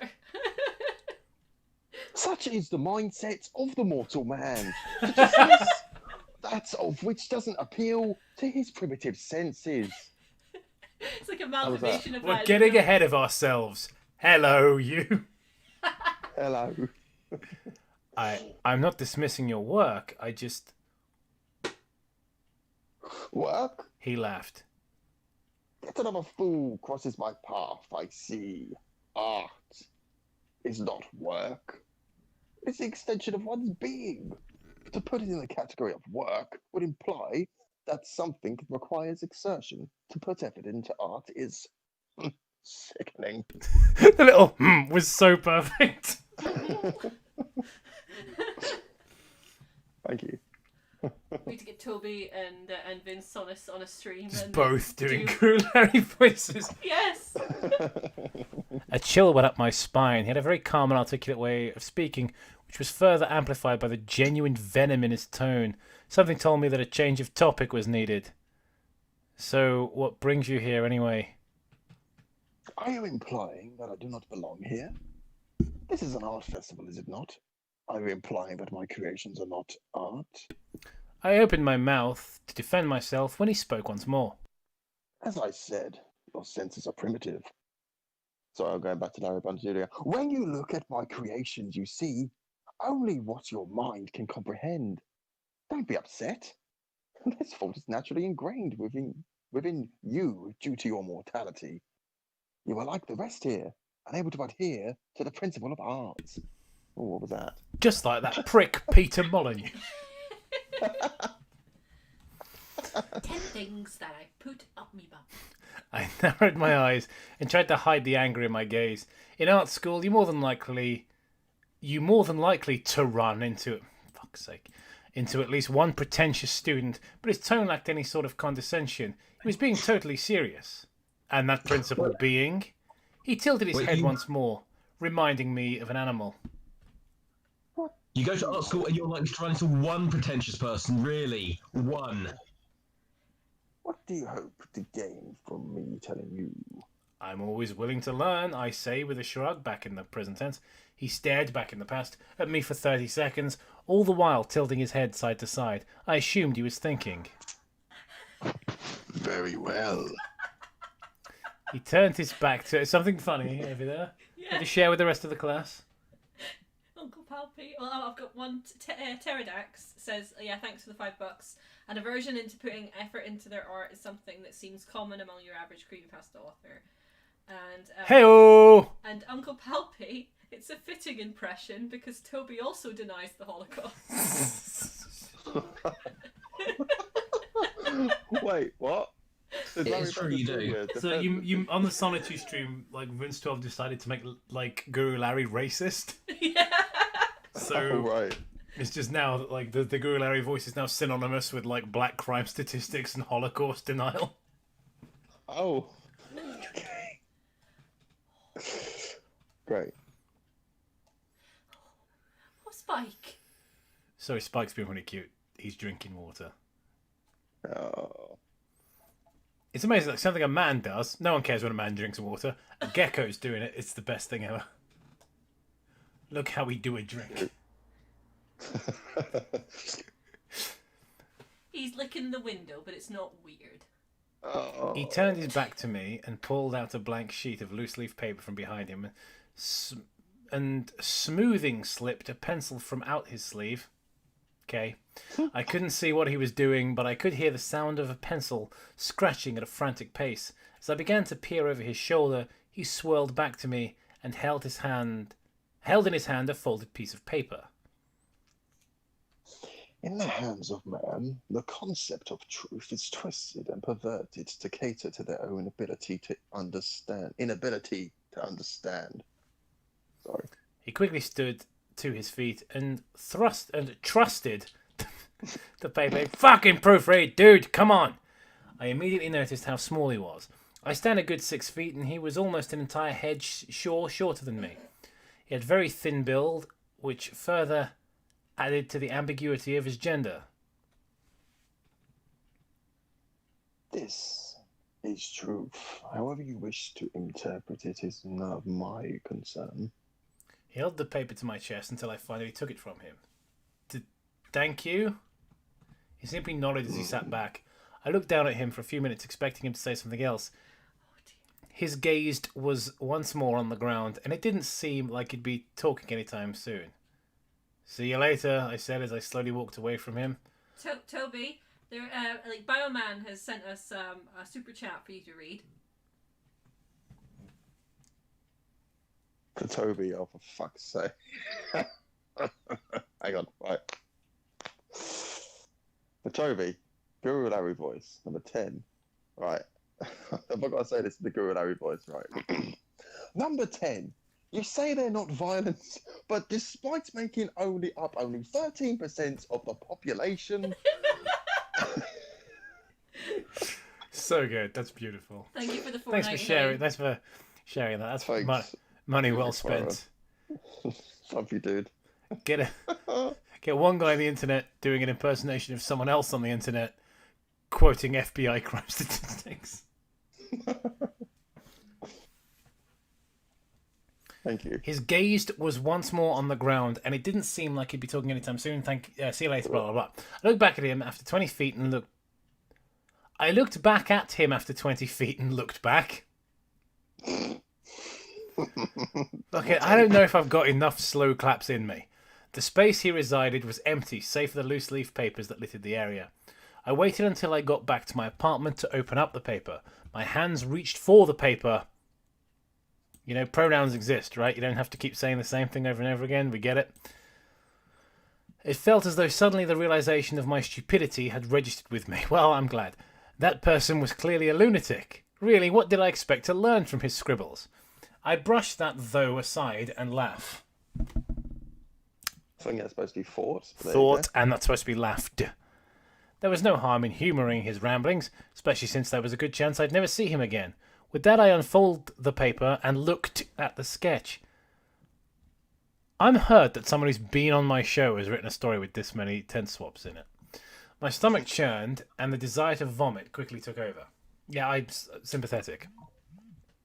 Due to unfortunate circumstances, I don't have the picture to show you. I think it's for the better, though, as no one should ever have to look at something so wretched.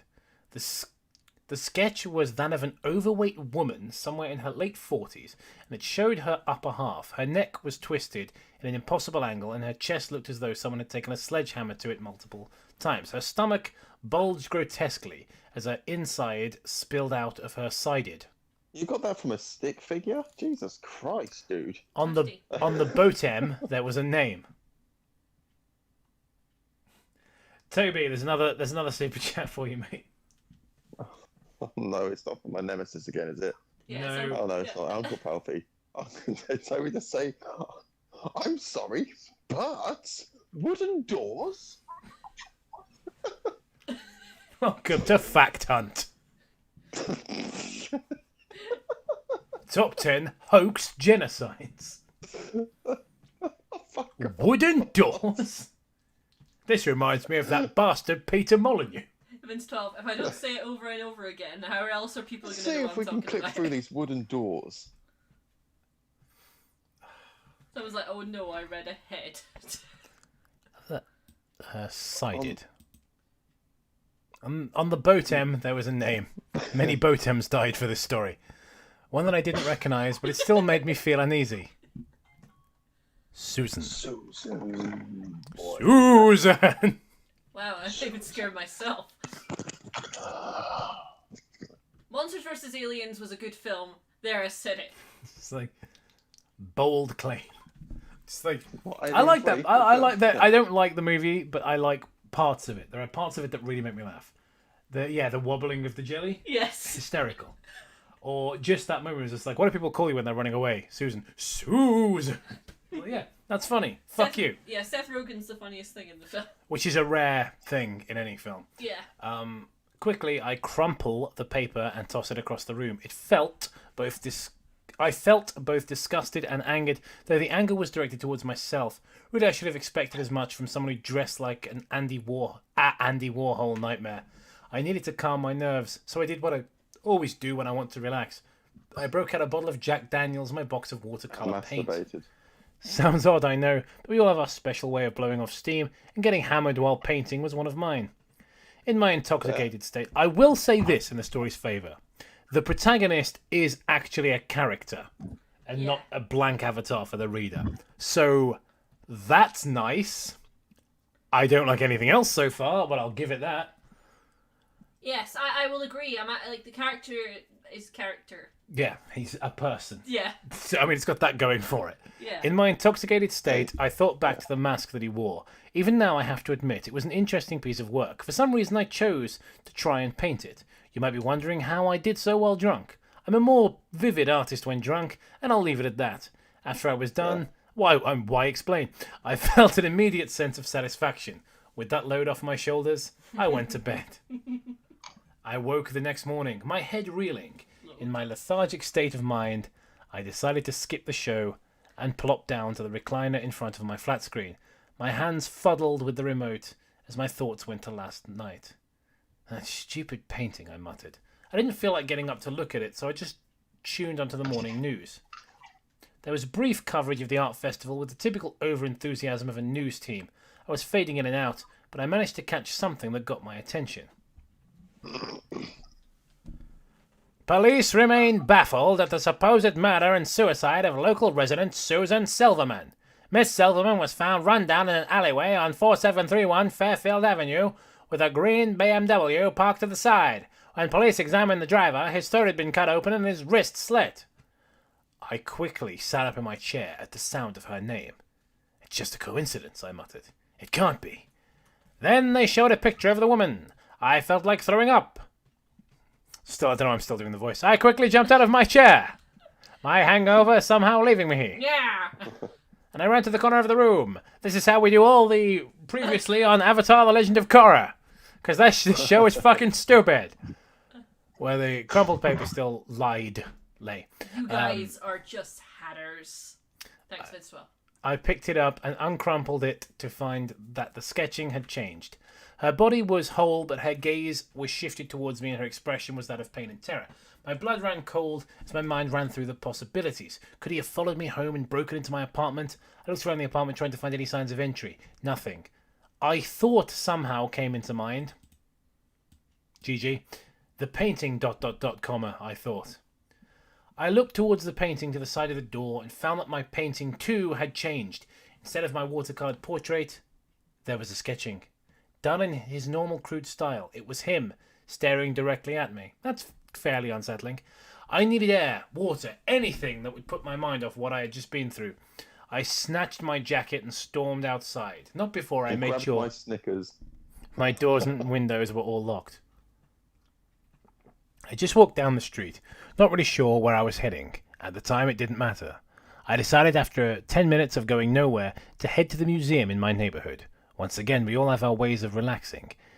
It was partially empty, save for a few people, but I didn't care. Looking at a few Andy Warhols made me feel a little better. I love the weirdo. Then, as I finally began to forget about my worries, I saw him. He stood in front of this large display that I recognized as The Triumph of Death by Peter... Is this Bridge. Yeah, I know, because there's Peter Bruegel. Is that a different guy? Is he, or is he just forgotten the L? I think is he just as I'm saying. But what I'm saying is, has our author forgotten to stick the L on the end, or is this a different artist that I don't know? It's this really grim depiction of the plague. He wasn't doing anything as he stood there with his hands behind his back. I didn't know what compelled me to walk over, but I just needed to know how he did it, or even if he did it at all. Maybe, just maybe, if I'd stayed away from him, these events wouldn't have taken place. Hey, I muttered. He looked towards me for a brief moment, and I noticed that the faces on his mask were reversed. I find it fascinating how your kind believes in a concept as pointless as interpretation. It must be lonely atop that non-existent pedestal. How did you do it? I asked softly. Do what? Change the photos. I wondered what's that? You tried to capture my image, didn't you? His whole body jerked in my direction, making me jump back. I clenched my fist and prepared for the worst, but then he just stood there. Peter Bruegel is Peter Molyneux. That bastard Peter Molyneux. He had his hands behind his back. He was ready to bob for apples. Know this. This. No? Know this. I am not of your kind. You, like the rest, were created on the whim of a higher being. You have no purpose outside of your own existence. When I began the process of creating myself, just like that bastard Peter Molyneux. And care into it. I am not pigeonholed by mortality. I made good sure of that. He turned his attention towards the painting and leaned forward, touching his gently.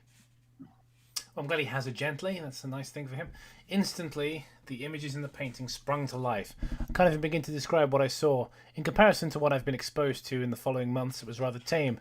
Bodies flayed, souls crying out, and corpses piling up. As this was going on in the painting, he continued. You see, the truth is your kind exists only to suffer. Whether or not this was the intention of your creator, even I am not certain. My art captures this truth. I can only create truth. Therefore, I exist to distribute pain. Oh no, don't look at me like that. Feelings are such as happiness, love, and hope. Existence, only to contrast truth. Exist, I think that's supposed to say, not existence. They are lies that mortals have implemented to further the pointless lives. Wake me up! Wake me up Wake me inside. I can't wake up! Wake me up inside. Save me! As he takes his hand away from the painting, the images stop. He slowly proceeds towards me, talking all the while. You attempted to capture my image, but only I may interpret my form. Sit perfectly still. Only I may dance. What you see is what you're capable of seeing. What? Yes. Where am I? You. I back up as he approaches. I'm on the verge of soiling myself. What the hell are you? I gasped. I told you. He laughed coldly. I am self-created. Therefore, I am my own god. Well, can't fault his logic. He pointed towards me, a dark aura erupting from behind him and slowly spreading throughout the area. You, on the other hand, are immortal. Now, do what you do best and drown in despair. I ran as fast as my legs could take me. I wasn't even sure if I was being followed, and I wasn't about to look. I don't remember what happened, but I think I passed out from the exhaustion, because when I woke up, I was in the hospital. I see him every now and again, though he no longer attempts to speak to me. He's always watching me, though, always in the shadows. He's going to kill me, like he's done to others. I found that he's killed more people. He started sending me sketches of his victims, and any attempts at photographs have been met with the same result. The photo distorted in some way or another. I've decided to try one last thing. I've placed in the box a sketching of the plague artist. Knowing him, he'll replace it with a sketching of his own, which I've learned is more of a reflex than anything. I'm unable to get and photographs, but at the very least, people will have a rough idea of what he looks like. I'm sorry, I have to rest. Everything I've gone through these past few months. Suicide is looking less and less like the coward's way out. I'm so sorry, I can't do this anymore. Well, yeah, same. The only happiness that I have at this point is the fact that anyone will finally be aware of him outside of myself. Goodbye, and Edward, if I disappear, look underneath my bed. You'll find all of my recordings and each of the sketches that I've recovered. Put them online for me. If they aren't there when you look, don't bother looking for them. I don't need you crossing his path because of me. So, very frustrating story, this, because somewhere buried deep in this, there's a good horror story. I can see that. Yeah, it's fairly inventive. And aside from some like gross out imagery, it doesn't rely too much on gore. I think the gore is contextually justified. However, it reeks of being a first draft, of not being ready, of not having been proofread.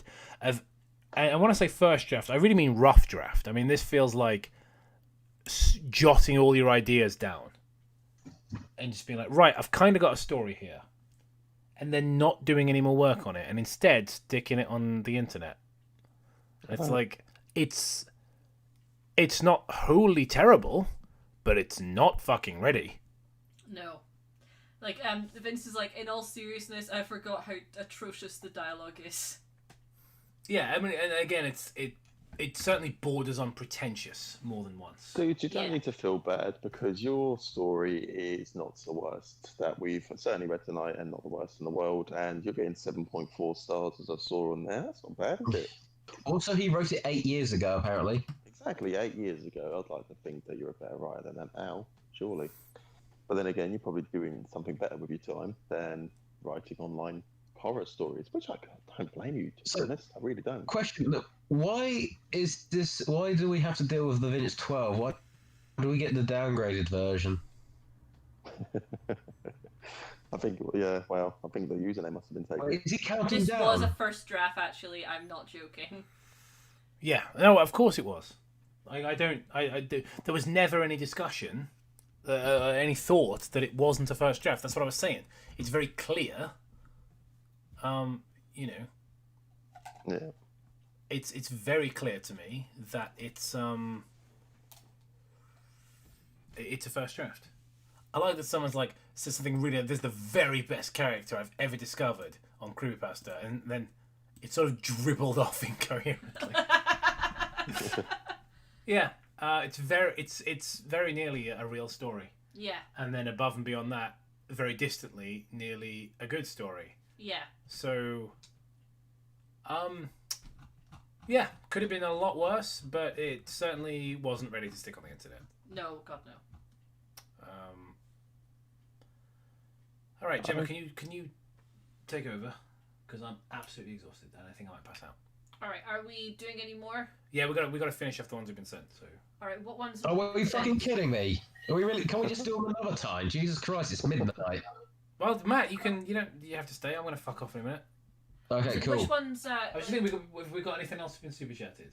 No. Oh, okay, we're good then. We're fine. I mean, like as far as I'm aware, no. No, we had a $5 one. Well, which one was that one? And I was like to the guy, okay, that'll be the last one. Please don't send any more. All right, let me see. Because he paid. That's all I'm thinking. I'm not going to read any ones that was. Oh yes, it was. Yeah. I'm not going to read anything that was DM'd because I'm exhausted. But like. Creepypasta JFK, nothing bad. Creepypasta happened to the Kennedys. Okay. That was Pterodax. That was it. No, yes. It wasn't Pterodax.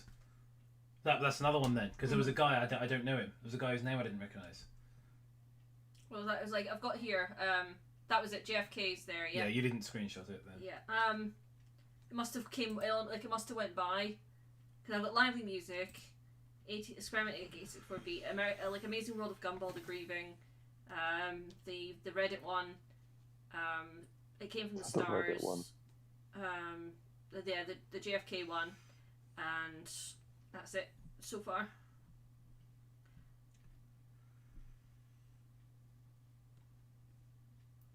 All right. Well, it doesn't look like we're able to find the super chat that was sent. I'll have a wee look back and see, but we could do the JFK one first. Okay, whilst I'm looking. All right. It depends how long it is, because I think it's fucking midnight. So.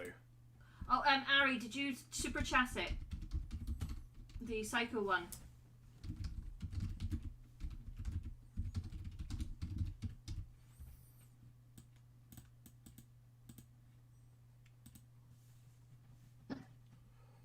Okay,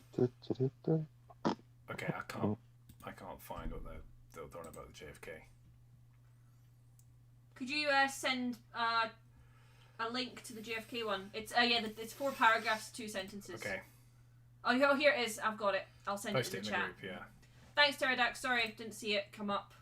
The chat's been going like crazy.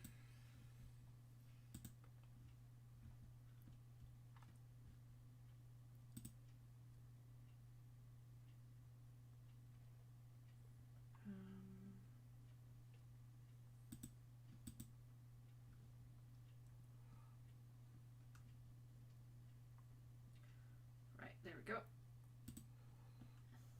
Right. All right. Yeah. JFK, the creepypasta. Excellent. Oh, that's very short. Ari, the Psycho one, I've put that. I sent you a message earlier on saying if you could leave that for the next time we do a stream, because just because we had so many, and plus people had super chatted beforehand. It was Lil Wayne's Dark Secret. That was it. Okay. Uh-huh. All right. I'll read the JFK one for you.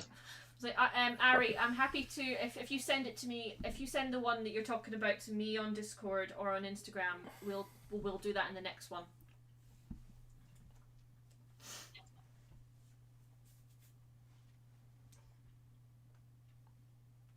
All right, Tobe, if you wanna. All right.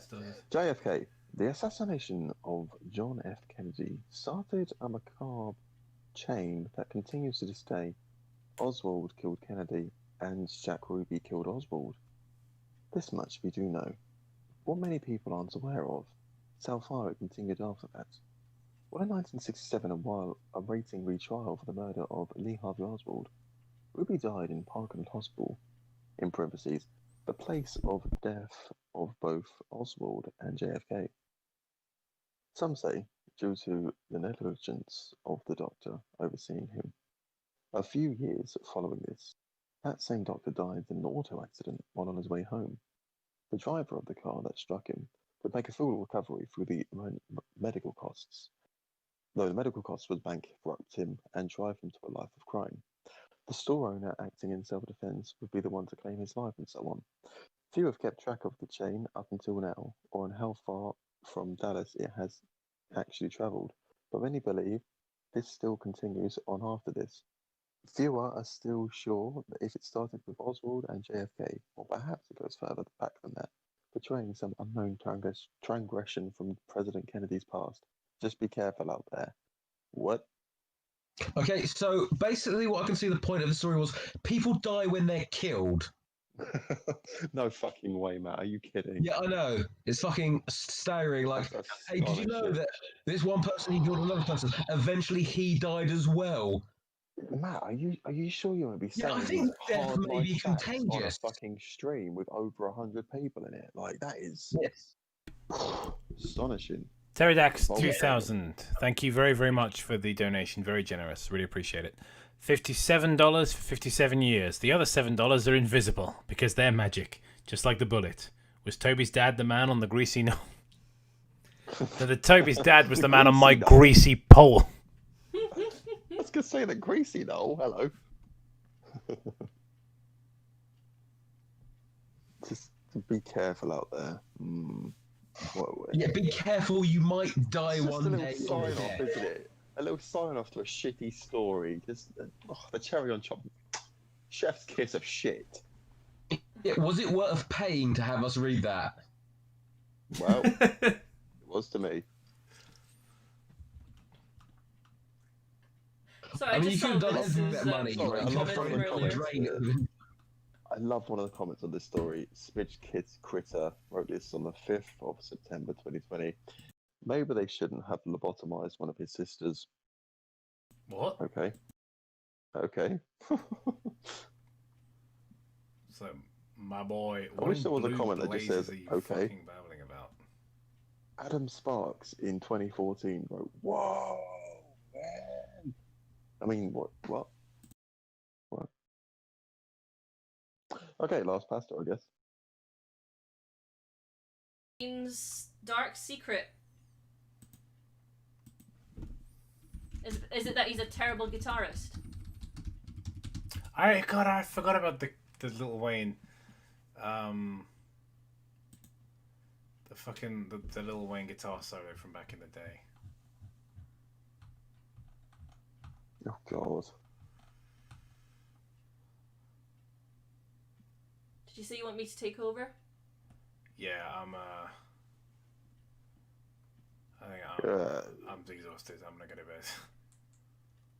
Alright, do you want me to end the Can stream we just do then it once next we're time? done?